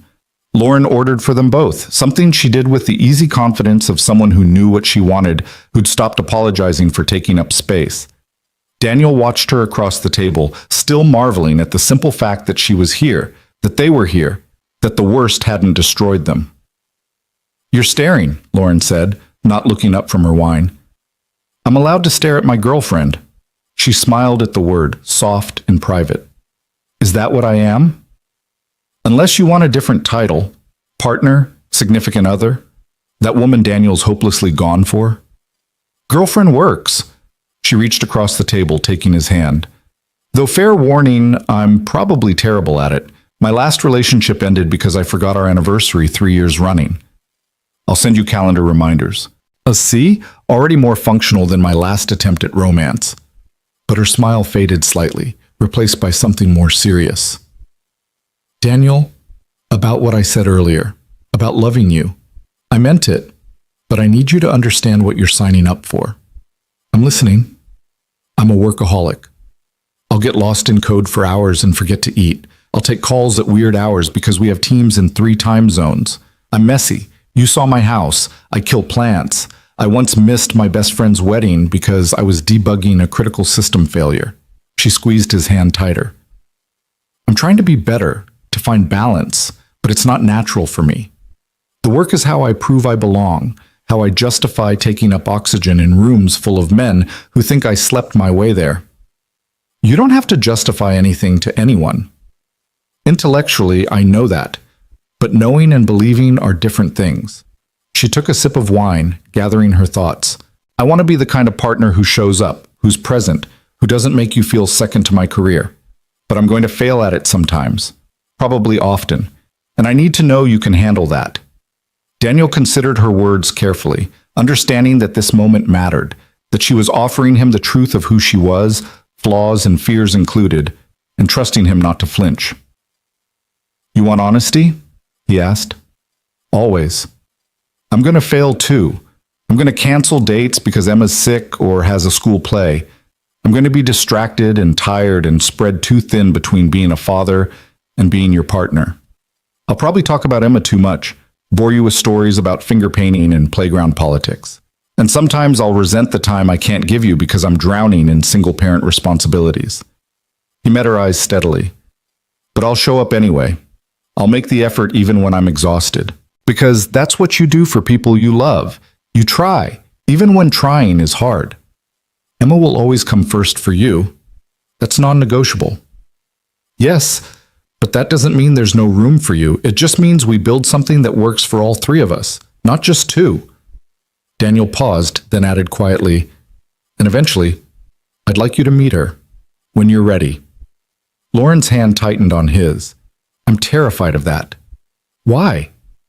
"Because what if she hates me? What if I don't know how to talk to a 4-year-old? I don't have nieces or nephews, Daniel. My experience with children is basically 0, and she's the most important person in your world. If I screw that up, you won't." Daniel's voice was firm. "Emma's curious and kind, and she loves people who are genuine with her. Just be yourself, that's enough." The woman who forgets to eat and kills plants? That's who you want around your daughter? The woman who fights for what she believes in, who builds things that matter, who's brave enough to be vulnerable with me. Yeah, that's exactly who I want Emma to know." Lauren blinked rapidly, and Daniel realized she was fighting tears again. "You have entirely too much faith in me." "Or exactly the right amount." He raised her hand to his lips, kissing her knuckles gently. "No pressure, okay? Whenever you're ready. Could be next week. Could be next month. I'll follow your lead. Next week is too soon. Okay? But maybe in a few weeks, something casual, park or ice cream or something where if it's awkward, we can leave?" "Perfect. Emma loves the zoo. We could make a day of it. Penguins, elephants, overpriced hot dogs. Very low pressure." Lauren laughed despite her anxiety. "The zoo? Okay, I can do the zoo." Then more seriously, "What will you tell her about me? About us?" "The truth, age-appropriate version. That you're someone special to me, someone I care about, who I'd like her to meet. She already knows you exist. She asked about you the morning after the storm. She did? Lauren looked alarmed. What did she say? Asked if you were my girlfriend. When I said you were a friend who's a girl, she looked disappointed. Apparently some kid at daycare has a parent with a new boyfriend, and it's very exciting. Daniel smiled at the memory. She told me I should go on dates, said everyone needs somebody to talk to who isn't 4. Smart kid. She gets it from me, Daniel said with mock arrogance, then softened. She just wants me to be happy, Lauren, and you make me happy. That's all she needs to know for now. Their food arrived, interrupting the moment. They ate slowly, talking about everything and nothing. Movies they'd seen, books they'd loved, the ridiculous office drama that didn't involve them for once. It felt normal, easy, like they'd been doing this for years instead of weeks. By the time they finished dessert, the restaurant was nearly empty and Daniel's phone showed past 10. I should get home, he said reluctantly. Early morning with Emma tomorrow. She's got swimming lessons at 8, and if I'm late, Mrs. Patterson will give me the look. The look? Disappointed daycare director. It's worse than any boss I've ever had. Daniel signaled for the check. Come back to my place? Just for a bit. I want you to see where I live, where Emma and I have built our life. Lauren hesitated, then nodded. Okay, but just for a bit. We both have actual work tomorrow, and I refuse to be the reason you're sleep-deprived for parenting duties. Daniel's apartment was nothing like Lauren's house. Where hers was lived in chaos, his was organized to the point of sterility. Everything in its place, nothing extraneous. The home of someone who'd learned to function on efficiency rather than comfort. But Emma's presence was everywhere. Drawings on the fridge, toys in neat bins, a growth chart on the kitchen door frame, her little rain boots by the door next to his. It's very clean, Lauren observed, looking around. It's very controlled, Daniel corrected, suddenly seeing the space through her eyes. I spent the first year after Emma's mom left just trying to survive. Everything had a system, a place, a time. If I didn't have structure, I'd drown. He picked up one of Emma's drawings from the coffee table, a family portrait in crayon, him and Emma holding hands under a rainbow. I've loosened up since then, but old habits. Lauren took the drawing gently, studying it. She's talented. Look at the detail in the rainbow. She actually did the colors in order. She's very particular about accuracy. Spends 20 minutes arranging her stuffed animals every night because they each have a specific spot. Daniel smiled fondly. She's going to be an engineer or a scientist, maybe both. Like her dad. Better than her dad. Smarter, braver, less afraid of taking chances. He took the drawing back, returning it to its spot. I want her to have everything I was too scared to reach for, including watching her father actually live his life instead of just managing it. Lauren moved closer, sliding her arms around his waist. Is that what I am? You living your life? You're the first thing in 4 years that felt like choosing instead of surviving. Daniel kissed her forehead, breathing in the scent of her shampoo. Thank you for giving me another chance, for not running when things got hard. I almost did run. But you didn't. That's what counts. They stood there in his living room, swaying slightly like dancers without music, and Daniel felt something settle in his chest. A rightness. A sense of pieces fitting together that he'd stopped believing was possible. The doubts were still there, lurking at the edges. The gossip would continue. People like Brad would keep whispering. But standing here with Lauren in his arms, in the home he'd built for his daughter, he felt certain of one thing: this was worth fighting for. Lauren left 20 minutes later, citing early meetings and the need for actual sleep. Daniel walked her to her car, kissed her goodnight like a teenager, watched her drive away with his heart doing complicated things in his chest. Then he went back inside, cleaned up the kitchen, and allowed himself to imagine a future where this wasn't new and terrifying, but comfortable and real. The next morning, Emma noticed immediately that something had shifted. "You're smiley today," she announced over breakfast, studying him with those perceptive eyes. "Did something good happen?" "Yeah, sweetheart. Something good happened." "What?" Daniel considered his words carefully. "Remember I told you about my friend from work, the one whose car broke down?" The work lady, Lauren. "Right. Well, Lauren and I have decided we're going to spend more time together. She's going to be around more." Emma absorbed this with the seriousness of a judge reviewing evidence. Like Mia's mommy's boyfriend? Sort of like that, yeah. Okay. Emma returned to her cereal, apparently satisfied. Then, after a moment, is she nice? Very nice. Kind and smart and funny. Does she like elephants? I don't know. We'll have to ask her. If she doesn't like elephants, you probably shouldn't date her, Daddy. Elephants are very important. Daniel laughed, ruffling her hair. I'll keep that in mind. And she has to be nice to you. If she's mean, I'll tell her to leave. The fierce protectiveness in his 4-year-old's voice made Daniel's throat tight. Deal, but I think you'll like her, Em. She's pretty great. We'll see, Emma said sagely, sounding far older than her years. Mrs. Patterson says you can't know if you like someone until you meet them properly. Mrs. Patterson is very wise. Monday arrived with the weight of a new beginning. Daniel walked into the marketing team area with his head high, refusing to shrink from the curious stares. Lauren had texted him that morning, a simple good luck that carried the weight of everything they'd built over the past weeks. Sarah from Content Marketing approached his desk before he'd even logged in. So the rumors are true, she said without preamble. You and Hayes are actually together. Daniel met her eyes levelly. Yes, we are. We've disclosed everything to HR, followed all policies, and the investigation found no wrongdoing. If you have any other questions, I'd suggest directing them to Melissa. Sarah blinked, clearly not expecting the directness. I was just making assumptions, starting gossip. Daniel kept his voice even but firm. Here's the thing, Sarah. My relationship with Lauren is no one's business but ours and HR's. But since everyone seems so interested, let me be clear. I earned my position through work, not through who I'm dating.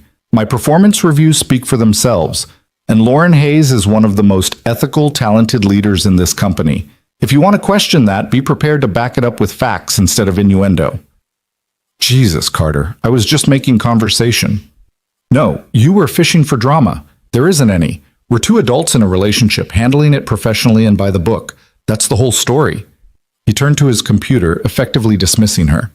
Now, if you'll excuse me, I have actual work to do. Sarah walked away, and Daniel caught a few approving nods from coworkers who'd overheard. It wasn't much, but it was a start. Standing up to the gossip instead of letting it fester, refusing to be ashamed of what he and Lauren had built. The real test came at the weekly all-hands meeting. Richard Chen stood at the front of the room, going through the usual updates. Project milestones, new hires, upcoming initiatives. Then he shifted gears, his expression becoming more serious. I want to address something that's been circulating, Richard said, and the room went quiet. There's been some discussion about professional conduct and conflicts of interest. I want to be clear about the company's position on workplace relationships. Daniel felt every eye in the room turn toward him and Lauren, who sat 3 rows apart, carefully not looking at each other. We don't prohibit relationships between employees, Richard continued. What we require is disclosure, transparency, and adherence to our ethics policies.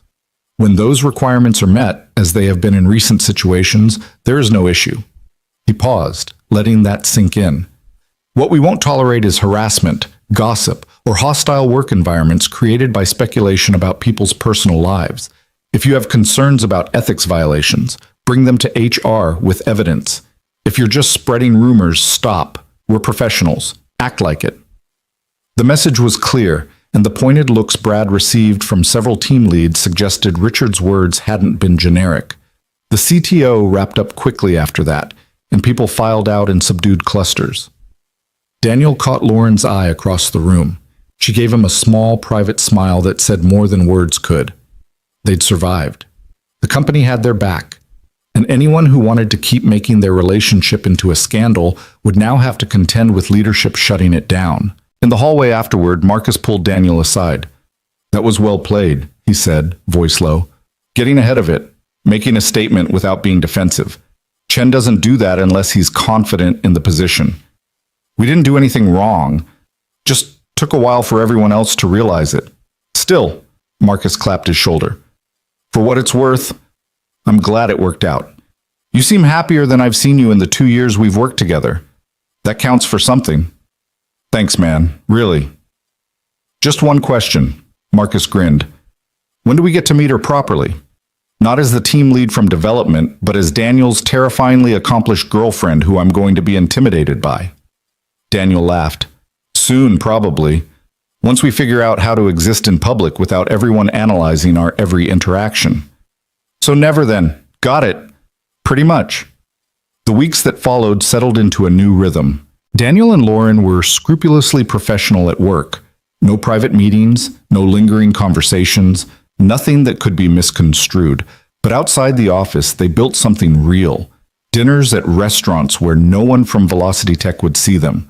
Long phone calls after Emma went to bed. Weekend mornings at Lauren's house, drinking coffee and reading the paper in comfortable silence. Lauren was making an effort with the balance she'd promised, leaving work at reasonable hours, taking calls less frequently. Daniel could see the struggle in it, the way she'd check her phone compulsively, the guilt that crossed her face when she chose dinner with him over late-night debugging sessions. But she was trying, and that mattered more than perfection. I told my therapist about you, Lauren mentioned one evening, curled up on her couch with a glass of wine. You have a therapist? Daniel looked up from his book. Started seeing her after the whole review disaster. Figured if I was going to learn how to have healthy relationships, I should probably get professional help. She smiled wryly. Turns out I have some attachment issues stemming from childhood perfectionism and parental expectations. Who knew? What did she say about me? That I should introduce you to the people in my life who matter. Stop keeping you compartmentalized like you're a secret I'm ashamed of. Lauren set down her wine, suddenly serious. So I told my parents about you.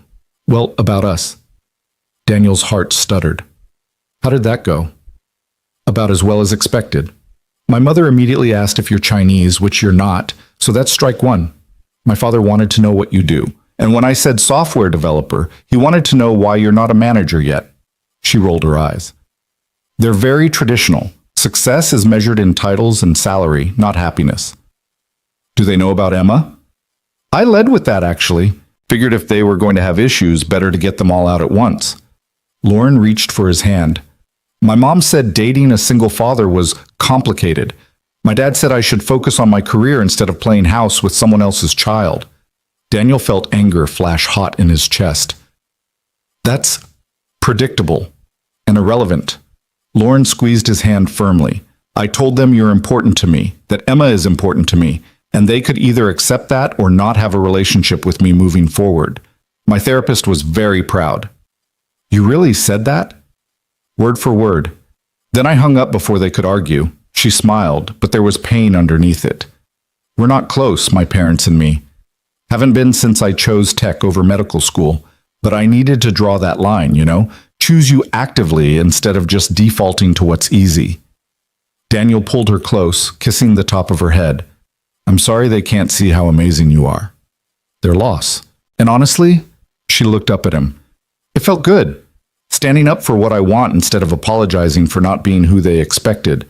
You make me braver, Daniel Carter. You were always brave. You just needed permission to show it. Maybe. She settled against his chest. Speaking of brave, I think I'm ready to meet Emma if the offer's still open. Daniel's heart jumped. Yeah? You're sure? Terrified, but sure. Let's do the zoo thing. Next Saturday if the weather's good? Next Saturday. Daniel kissed her slowly, deeply, putting everything he felt into it, gratitude and love and hope for this fragile, precious thing they were building. Fair warning, though. Emma takes the zoo very seriously. There will be facts, so many facts about animals. I can handle facts. I'm a developer, remember? Facts are my comfort zone. These are enthusiastic 4-year-old facts, not always accurate, always delivered with absolute confidence. Lauren laughed. Even better. I can't wait to hear her explain elephant social structures with the certainty of a tenured zoologist. You're going to do great, Daniel assured her, hoping he sounded more confident than he felt. Because this was it. The moment where his two worlds collided. The most important person in his life meeting the person who'd become essential in a different way. And if it went wrong, if Emma didn't like Lauren, or Lauren couldn't connect with Emma, he had no idea how to navigate that. But he'd learned something over these past weeks of fighting for this relationship. Sometimes the only way through fear was straight ahead. No hedging, no backup plans, just honest effort and trust that love was strong enough to carry the weight of complications.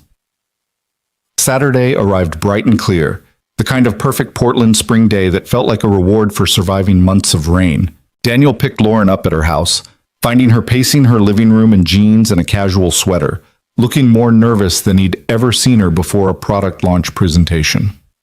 "I brought books," she announced, holding up a bag. "Age-appropriate books about animals. Is that weird?" I didn't want to show up empty-handed, but I don't know what 4-year-olds like, and the internet was no help. "Lauren." Daniel caught her hand, stilling her nervous movement. "Breathe. It's going to be fine." What if she hates me? She won't. What if I say the wrong thing? What if I'm boring? What if... He kissed her, gentle and grounding. "You're brilliant and kind and genuine. That's all she needs. The rest will follow. You have entirely too much faith in me." Someone wise once told me that's exactly the right amount. He took her bag, slinging it over his shoulder. "Ready?" "No, but let's do it anyway." Emma was waiting on the front steps of Daniel's apartment building when they arrived, practically vibrating with excitement in her purple rain boots and elephant print t-shirt. She spotted Lauren through the car window and her eyes went wide. "Is that her?" Emma whispered as Daniel opened her door. "That's her. Remember what we talked about? Best behavior, be yourself, and ask her about elephants." "I know, Daddy." Emma climbed out of the car seat, suddenly shy as Lauren approached. "Hi, Emma," Lauren said, kneeling down to eye level. "I'm Lauren. Your dad's told me a lot about you." Emma studied her with that serious, assessing look that made adults squirm. "You're pretty. Are those real glasses or pretend?" "Real. I need them to see properly." "Daddy has glasses too, just for reading though." Emma pointed at Lauren's sweater. "I like your sweater. It's blue. Blue is my second favorite color." "What's your first favorite?" "Purple. Like my boots." Emma stuck out one foot to demonstrate. "Do you like elephants?" Lauren shot Daniel a quick, amused glance before answering gravely, "I do like elephants. They're very intelligent. And they have good memories and live in matriarchies, which means the girls are in charge, and they can weigh up to 6 tons, which is really heavy." Emma delivered this in one breathless rush, then added, "Daddy said you might want to learn about them at the zoo." "I would love that. Think you could teach me?" Emma's face lit up. "I know lots of things. I have 3 elephant books, and I watched a documentary, and Mrs. Patterson says I'm very knowledgeable." "Mrs. Patterson sounds very wise." "She is. She's my teacher, and she makes good snacks." Emma reached for Lauren's hand with the casual trust of children who'd decided someone was acceptable. "Come on, the elephants get fed at 11, and we don't want to miss it." Just like that, the ice was broken. Daniel followed behind as Emma chattered nonstop, pulling Lauren toward the car with determined enthusiasm. He caught Lauren's eye over Emma's head and saw the relief there, the tentative joy of realizing she might actually be good at this. The zoo was crowded with weekend families, but Emma navigated it like a seasoned explorer, dragging them from exhibit to exhibit with unwavering purpose. She explained penguin wattles, tiger stripes, the difference between African and Asian elephants. Lauren listened with genuine interest, asking questions that made Emma puff up with importance. "Most people don't know that elephants can communicate over long distances using infrasound," Emma explained seriously as they watched the elephants. "That means sounds that are too low for human ears, but other elephants can hear them miles away." "That's incredible," Lauren said. "How do scientists know about it if we can't hear it?" "Special equipment, like microphones, but different." Emma frowned, clearly reaching the edge of her knowledge. "I don't know exactly how. Maybe we should look it up."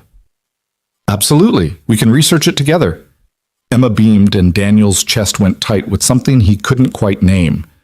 Watching his daughter and his girlfriend connect over elephants and scientific curiosity felt surreal and perfect and terrifying all at once.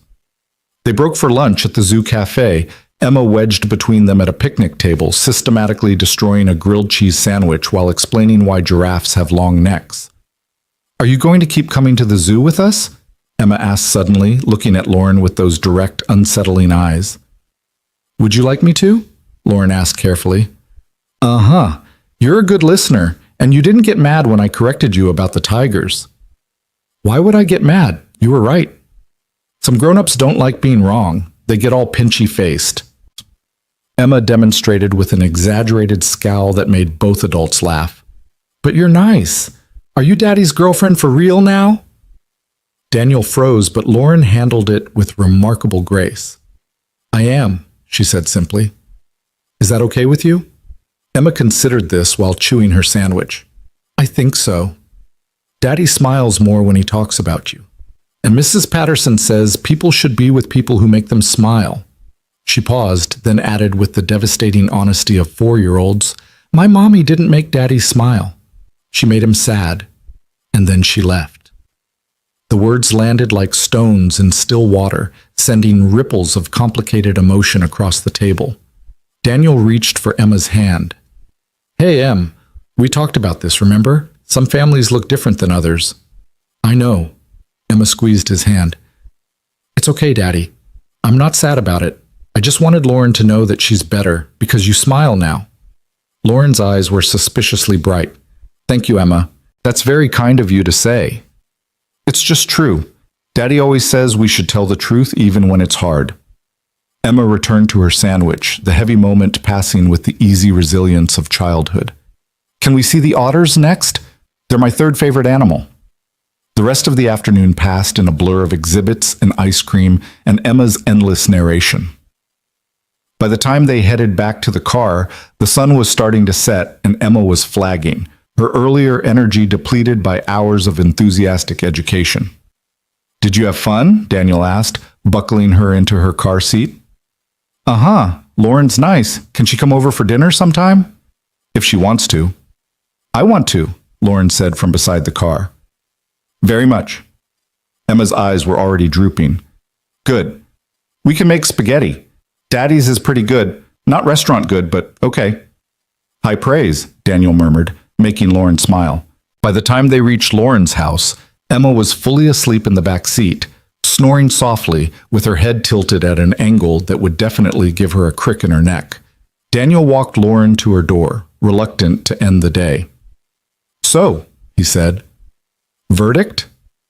She's amazing, Daniel. Smart and funny and so confident in herself. You should be incredibly proud.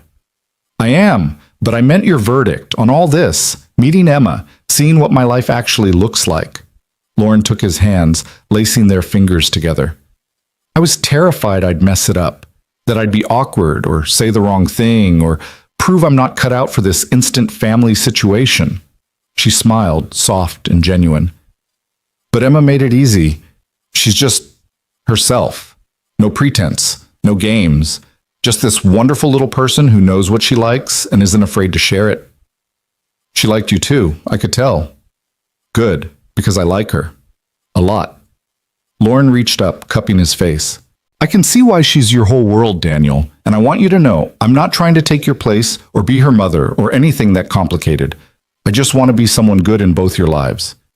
If you'll let me. Daniel kissed her, pouring 4 weeks of fear and hope and love into it. We'll let you, he said against her lips. Both of us. If you're brave enough to keep showing up. I'm learning to be brave. You're an excellent teacher. They stood on her doorstep as the evening light faded, holding each other with the comfortable ease of people who'd fought for the right to be exactly where they were. Emma slept peacefully in the car. The gossip at work had finally died to a background murmur. And for the first time since that rainy night when everything changed, Daniel felt like they'd made it through the worst. He was wrong, of course. There would be more challenges ahead, more moments of doubt and fear, and the complicated reality of blending lives. But standing there with Lauren in his arms and Emma safe in the car behind them, he felt ready for whatever came next. They'd chosen each other. They'd chosen honesty over hiding, courage over comfort. And that choice, renewed every day in small moments and big declarations, was strong enough to carry them forward into whatever future they were brave enough to build. Summer arrived in Portland with uncharacteristic persistence, the kind of extended sunshine that made locals nervous and tourists smug. Daniel had learned to navigate the delicate choreography of his new life, Emma's summer day camp schedule, Lauren's project deadlines, the careful balance of being a present father and an attentive partner. Most days it worked. Some days it felt like juggling chainsaws while riding a unicycle. Today was definitely a chainsaw day. Daddy, you promised we'd go to the Science Museum this weekend, Emma said from the back seat, her voice carrying that particular edge of 4-year-old betrayal. You promised. I know, sweetheart, but something came up at work. Lauren's team is presenting to the board on Monday, and Lauren's always busy. You're always helping Lauren.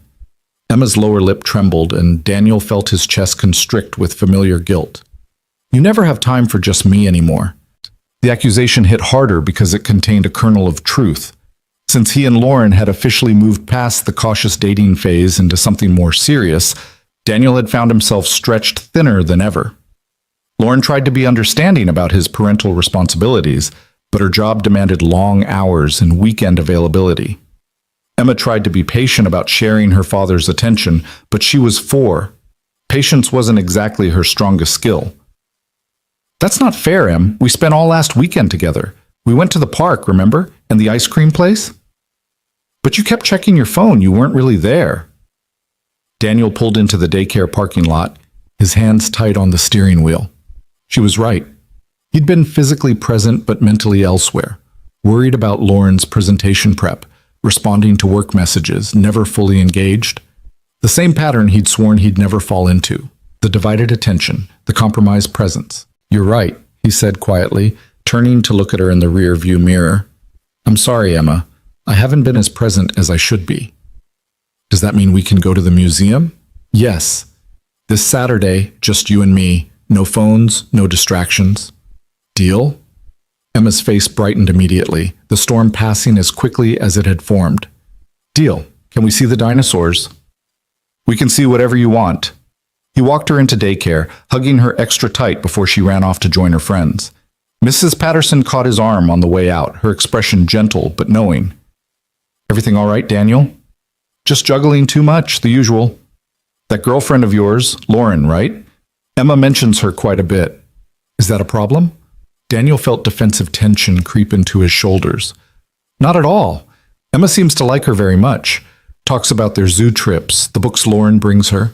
Mrs. Patterson paused, choosing her words carefully. But I've noticed Emma's been more clingy lately, testing boundaries, seeking reassurance.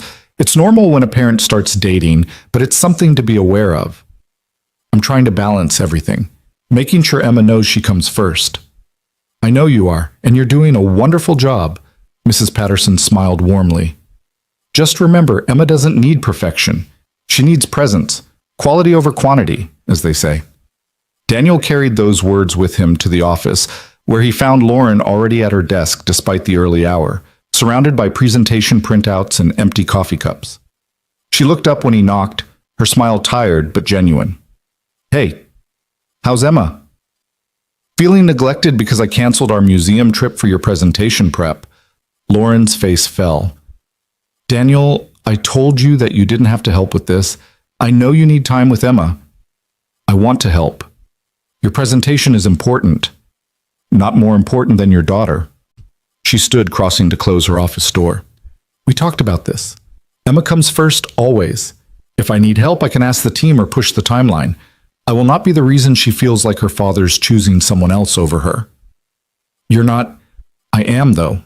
Not intentionally, but the effect is the same. Lauren leaned against her desk, arms crossed. Daniel, I love what we're building together, but if it costs you your relationship with Emma, it's not worth it. Nothing is worth that.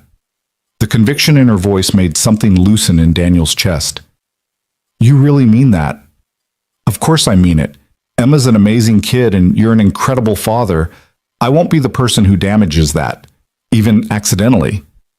She moved closer, taking his hands. So, here's what's going to happen.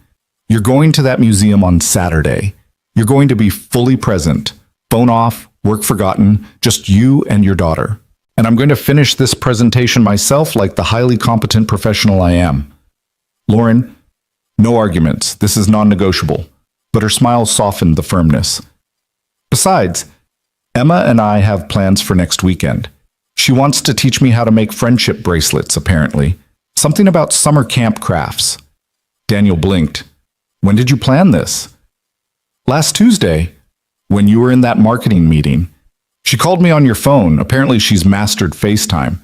And we had a whole conversation about camp activities and her favorite colors. She's very decisive about colors, by the way. Purple is still number one, but green is making a strong showing. The image of his daughter independently calling his girlfriend to plan crafts made Daniel's heart do complicated things. She called you herself? Yep, very businesslike about it too. Hi Lauren, this is Emma Carter calling to schedule a play date. I almost died from the cuteness. Lauren's expression grew more serious. The point is, we're figuring this out, the three of us. But that only works if you don't sacrifice your relationship with her to maintain ours. Understood? Yes, ma'am? And stop calling me ma'am. I'm not that much older than you. 5 years, technically.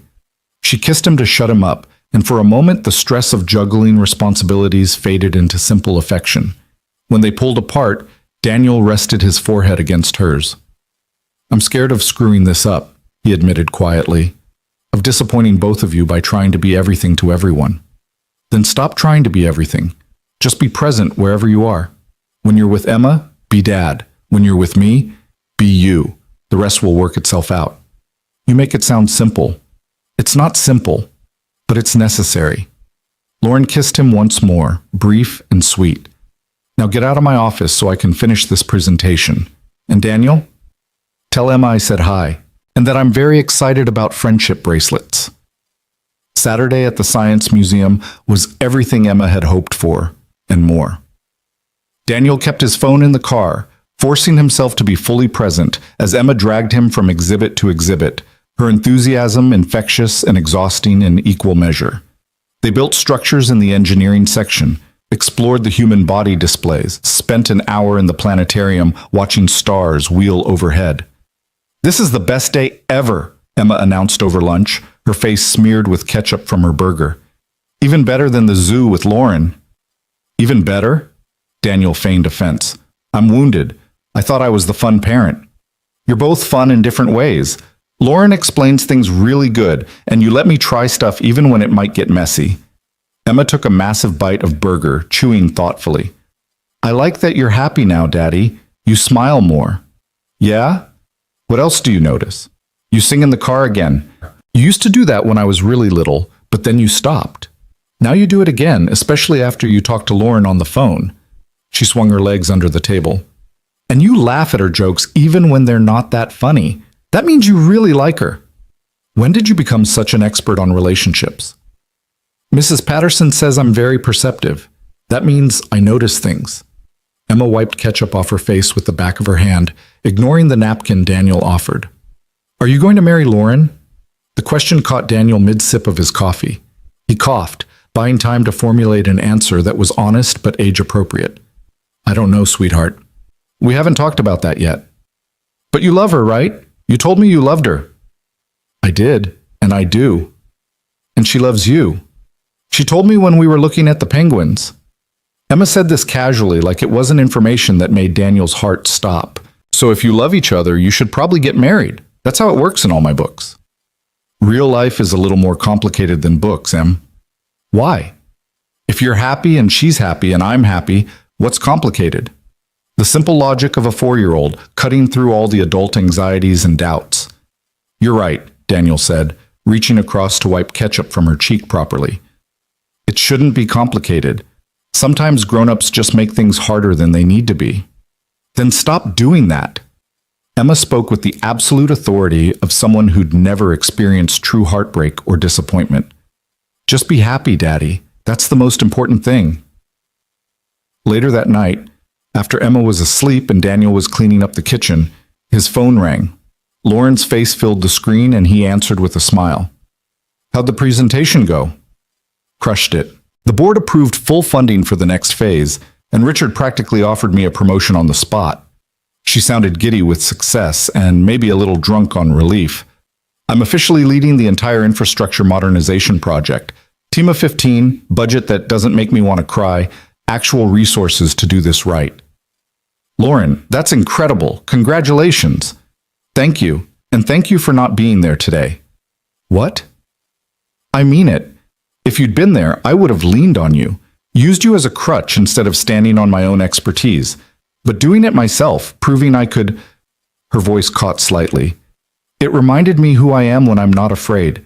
You gave me that gift by choosing Emma today. I didn't choose Emma over you. I chose to be present for both of you in the ways you each needed. Semantics. The point stands. A pause, then quieter. I miss you, though. Is that pathetic? We saw each other yesterday, and I already miss you. Not pathetic. I miss you, too. Daniel leaned against the counter, phone pressed to his ear. Emma asked me today if we're getting married. The silence on the other end stretched long enough that Daniel wondered if the call had dropped. Then Lauren spoke, her voice carefully neutral. What did you tell her? That we haven't talked about it yet, which is true. We haven't. Do you want to? Talk about it, I mean. Daniel's heart hammered in his chest. They'd been together for almost 4 months, not long in the grand scheme of relationships, but they'd packed more growth and challenge into those months than most couples experienced in years. They'd survived office gossip, HR investigations, the complicated dance of blending his established life with her presence. They'd proven they could weather storms together. Yeah, he said quietly. I think I do want to talk about it. Now? Or is this a conversation that needs to happen in person with wine and proper lighting? Despite the nervousness jangling through his system, Daniel smiled.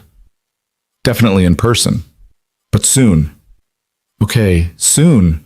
He could hear the smile in her voice. For what it's worth, I've been thinking about it too. About what forever might look like with you and Emma. If that's something you'd even want. It is, very much. Good. That's really good. Lauren exhaled slowly. I should let you go. Early morning tomorrow with Emma's camp drop-off. Lauren? Yeah? I love you. More than I thought I could love anyone after Emma's mother left. You've made me believe in possibilities again. I love you too, Daniel Carter.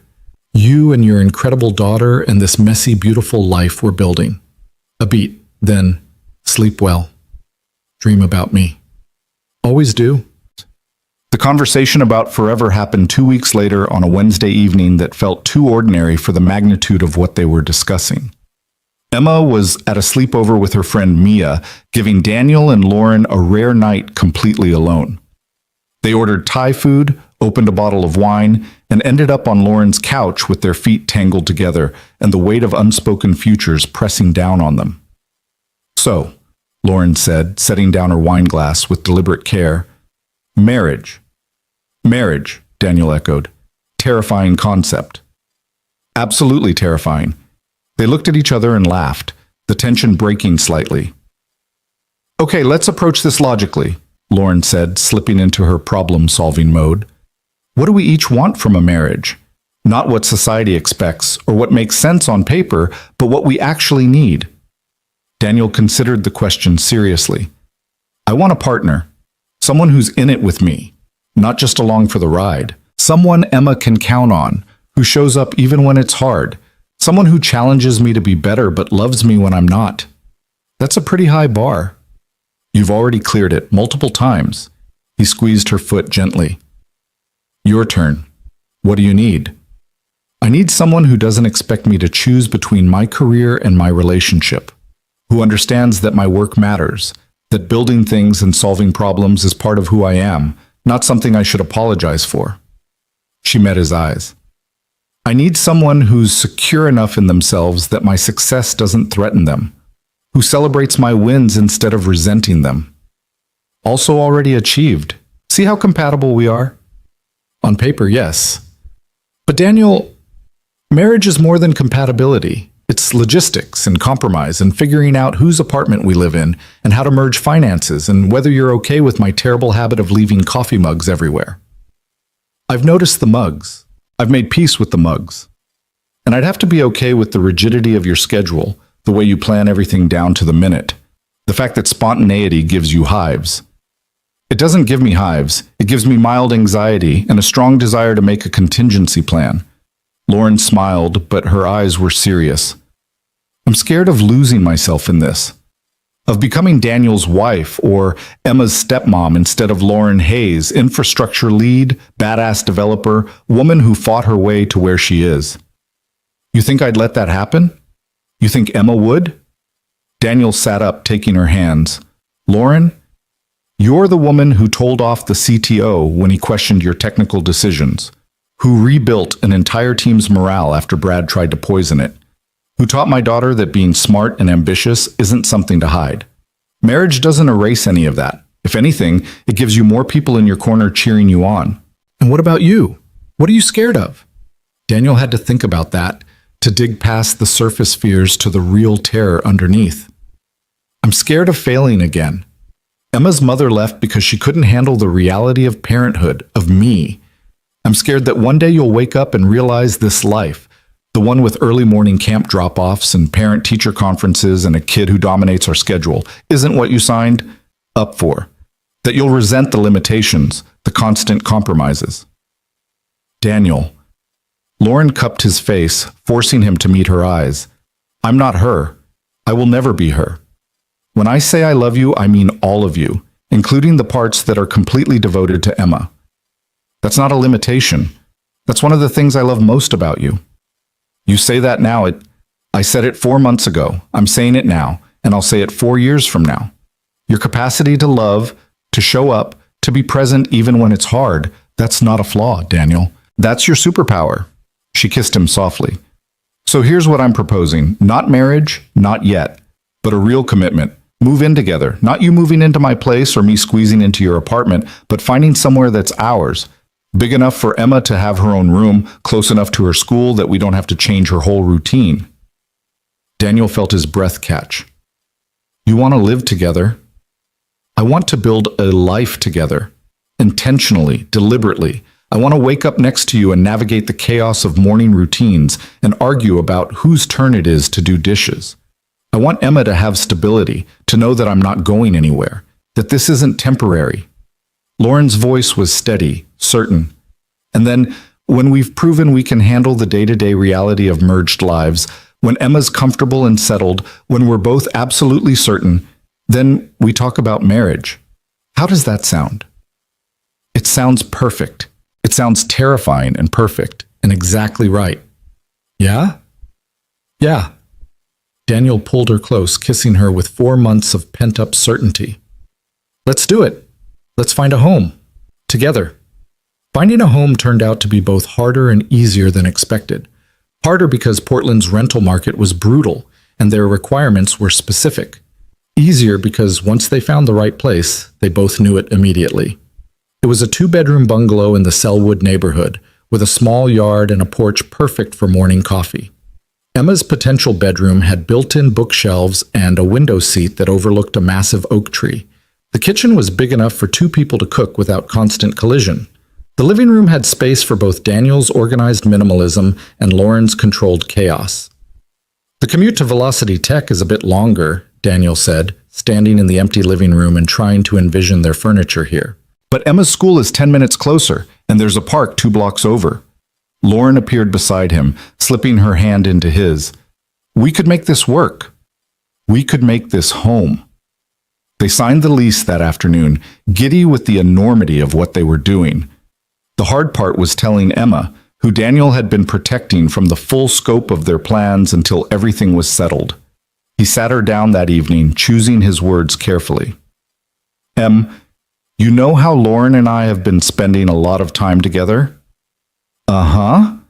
Emma was coloring at the kitchen table, not looking up from her intricate purple elephant. Well, we've been talking about maybe living together, all 3 of us, in a new house. Now Emma looked up, eyes wide. Like a real family. We're already a real family, sweetheart. Just a different configuration than some families. Daniel pulled out a chair, sitting down beside her. But yes, Lauren would live with us full time. She'd have her own room for work stuff. You'd have your own room, and we'd all share the common spaces. Would she be my mom? The question landed like a punch to Daniel's sternum.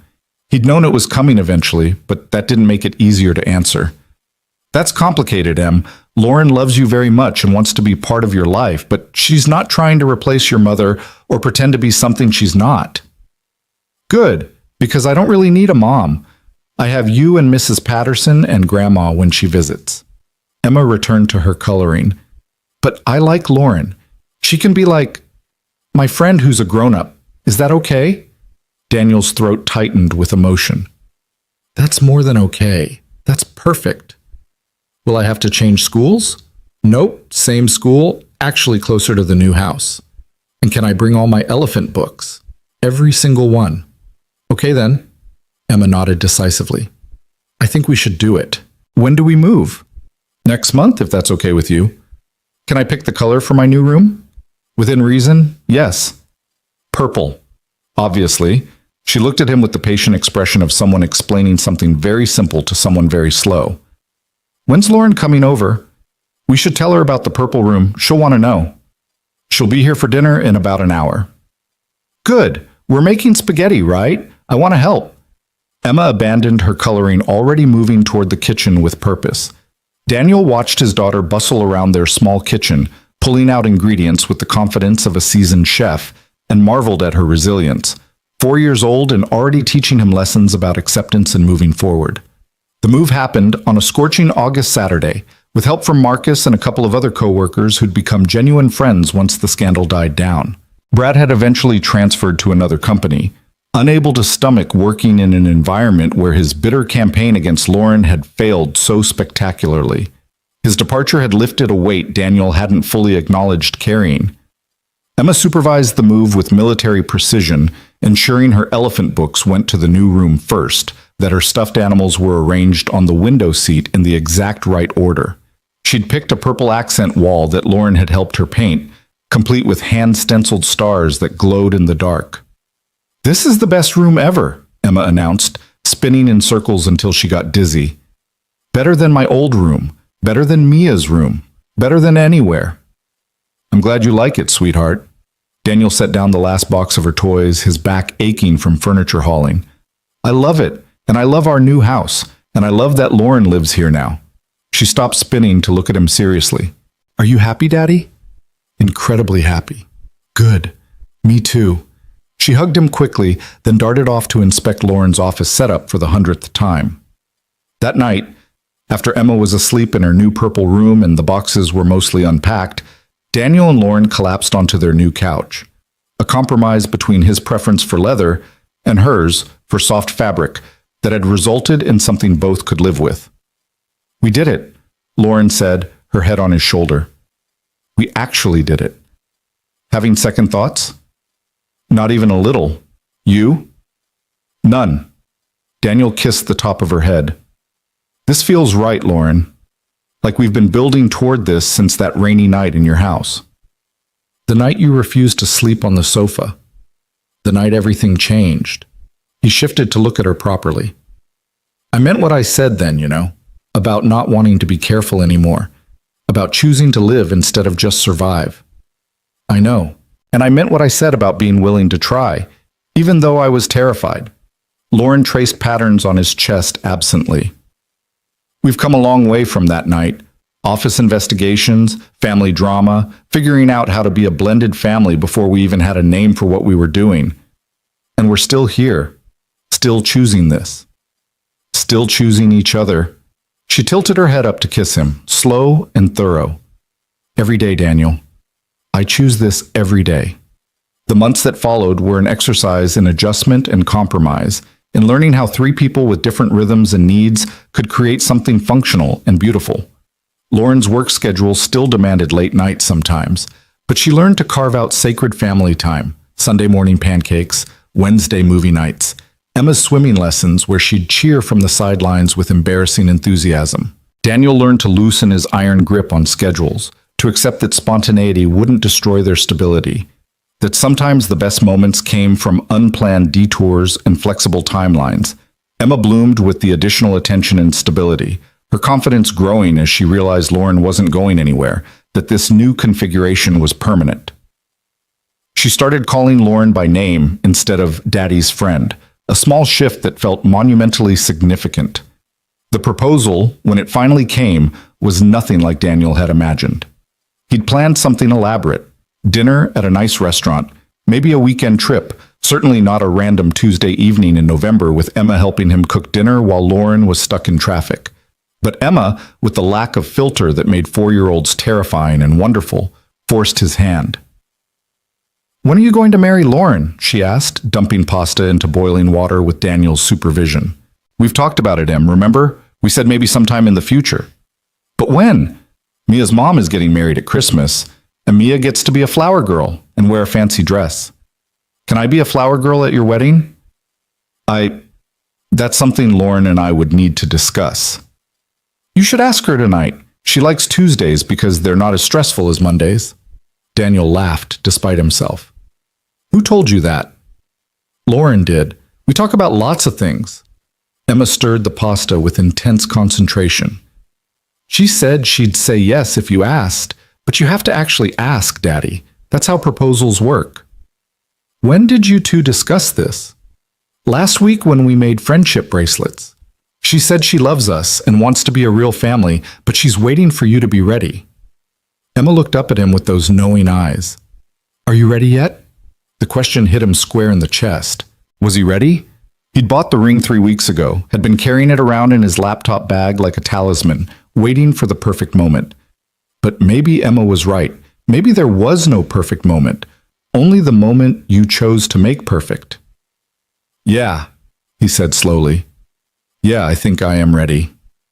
Good, because she's home. Sure enough, Daniel heard Lauren's key in the lock, her familiar greeting as she dropped her bag and kicked off her shoes. She appeared in the kitchen doorway, hair escaping from its bun, looking exhausted and beautiful. Something smells amazing. Please tell me that's the carbonara recipe because I've been dreaming about it all day. She kissed Emma's head, then Daniel's lips in easy domesticity. How are your days? Good. I got a gold star in reading and we're making your favorite pasta and Daddy has something important to ask you. Emma delivered this last part with absolute seriousness. Lauren's eyes went wide, darting to Daniel. Emma, it's okay, Daniel said, turning off the stove and wiping his hands on a towel. His heart was hammering, but Emma's certainty had given him courage. She's right. I do have something to ask you. He crossed to his laptop bag, extracting the small velvet box he'd been carrying for weeks. When he turned back, Lauren had one hand over her mouth, eyes already shimmering with tears. Daniel, let me do this properly, he interrupted gently, then dropped to one knee right there in their kitchen, with pasta boiling on the stove and Emma watching with barely contained excitement. Lauren Hayes, you've made me believe in second chances and messy, complicated, beautiful love. You've shown my daughter what it means to be strong and smart and unapologetically yourself. You've proven that choosing each other every day is more powerful than any grand gesture. He opened the box, revealing a simple platinum band with a single diamond. Will you marry me? Will you choose this? Choose us, not just for today, but for all the days ahead? Lauren was crying openly now, nodding before she could get words out. Yes. God, yes. Of course, yes. Emma cheered so loudly that the neighbors probably heard, launching herself at Lauren in a tackle hug that nearly knocked her over. Daniel stood, slipping the ring onto Lauren's finger with hands that shook slightly, and then all three of them were hugging and crying and laughing in their small kitchen while the pasta threatened to boil over. Can I be a flower girl? Emma asked, pulling back to look at them with shining eyes. You can be whatever you want, Lauren said, kneeling down to Emma's level. This is your family too, Emma. You get a say in everything.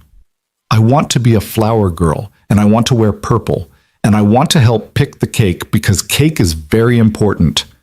Emma ticked off her requirements on small fingers. And the wedding has to have elephants somehow. Maybe elephant decorations? Elephant decorations, Daniel agreed solemnly. Absolutely non-negotiable. This is going to be the best wedding ever, Emma declared with absolute certainty. And somehow, despite all the challenges still ahead, the actual wedding planning, the legal complexities of adoption that Lauren wanted to pursue, the inevitable bumps of merged lives, Daniel believed her. Because they'd already survived the hardest parts. They'd chosen honesty over hiding, fought for each other through gossip and doubt, built something real from a single rainy night and a decision not to play it safe. The wedding happened 6 months later, on a bright March afternoon, in a small garden venue that Emma had insisted on because it had a fountain shaped like an elephant. It was intimate, just close friends, A few coworkers who'd become genuine allies, Mrs. Patterson in the front row dabbing her eyes, even Lauren's parents who'd slowly come around to accepting their daughter's choices. Emma stole the show in her purple flower girl dress, taking her job so seriously that she walked down the aisle with military precision, dropping petals in perfectly spaced intervals. When Daniel and Lauren exchanged vows, promises written themselves, specific and honest and full of the hard-won wisdom of people who'd earned their happy ending, Emma stood between them, holding both their hands. "I promise to love you even when you're cranky before coffee," Lauren said, her voice steady despite the tears. "To support your dreams even when they scare me. To show up for Emma's recitals and school plays and all the moments that matter. To choose this family, this life, every single day." "I promise to give you space to be brilliant," Daniel responded. "To never ask you to choose between your career and us because you shouldn't have to. To load the dishwasher the way you like, even though I think my way is more efficient. To be brave enough to keep choosing love over fear, always." They sealed it with a kiss while Emma made exaggerated gagging noises that made everyone laugh, and then they were married, this strange, beautiful family that had been forged in storm and gossip, and the brave decision to stop hiding from life. At the reception, Marcus cornered Daniel at the bar. "You did good, man," he said, raising his glass. "From that scared guy in the parking garage to this, it's been quite a journey. Couldn't have done it without the kick in the pants from people like you. Nah, you did the hard work, you and Lauren both." Marcus took a sip of his drink. "For what it's worth, I never doubted you two would make it. Anyone who fights that hard for each other, that's built to last." Daniel watched Lauren across the room, dancing with Emma to a song that was definitely too slow for Emma's enthusiastic interpretation. His wife, his family, his life that he'd almost been too afraid to reach for. "Yeah," he said quietly. "I think you're right." That night, after Emma was tucked in bed at Mrs. Patterson's house, a special sleepover so the newlyweds could have their wedding night alone, Daniel and Lauren returned to their home. Not the hotel suite they'd booked, not some romantic getaway, but the bungalow they'd made into something worth protecting. "I can't believe we pulled off elephant-themed wedding decorations," Lauren said, kicking off her heels with a sigh of relief. "Your daughter is very persuasive." "Our daughter," Daniel corrected gently. "The adoption papers go through next month, remember?" Lauren's eyes went bright with fresh tears. Happy ones this time. "Our daughter. God, I'm going to be someone's mother. That's terrifying." "You've been mothering her for almost a year now. This just makes it official." "I know, but still, what if I'm terrible at it? What if I mess her up with my workaholic tendencies and inability to cook anything that doesn't come with instructions?" Daniel pulled her close, swaying slightly like they were still on the dance floor. "You're not going to mess her up. You're going to show her that women can be brilliant and ambitious and loving all at once. That success doesn't mean sacrificing family, and family doesn't mean sacrificing yourself. You have entirely too much faith in me, Daniel Carter." Daniel Hayes Carter. Now, we hyphenated, remember? Right. That's going to take some getting used to. But she was smiling, that private, genuine smile he'd fallen in love with. "You know what I realized today, during the ceremony?" "What?" "That night in the storm, when you said you wouldn't sleep on the sofa, that was the moment everything changed. Not because of what happened after, but because you were brave enough to say what you wanted, to stop hiding behind safety and control, and just reach for something real. Best decision I ever made." "Second best," Lauren corrected. "The best decision was showing up every day after that. Choosing this even when it was hard. Fighting for us when it would have been easier to walk away." Daniel thought about all the moments that had led here. The gossip and doubt. The HR investigations. The careful choreography of blending lives. The Sunday pancakes and Wednesday movies. Emma's purple room and Lauren's coffee mugs everywhere.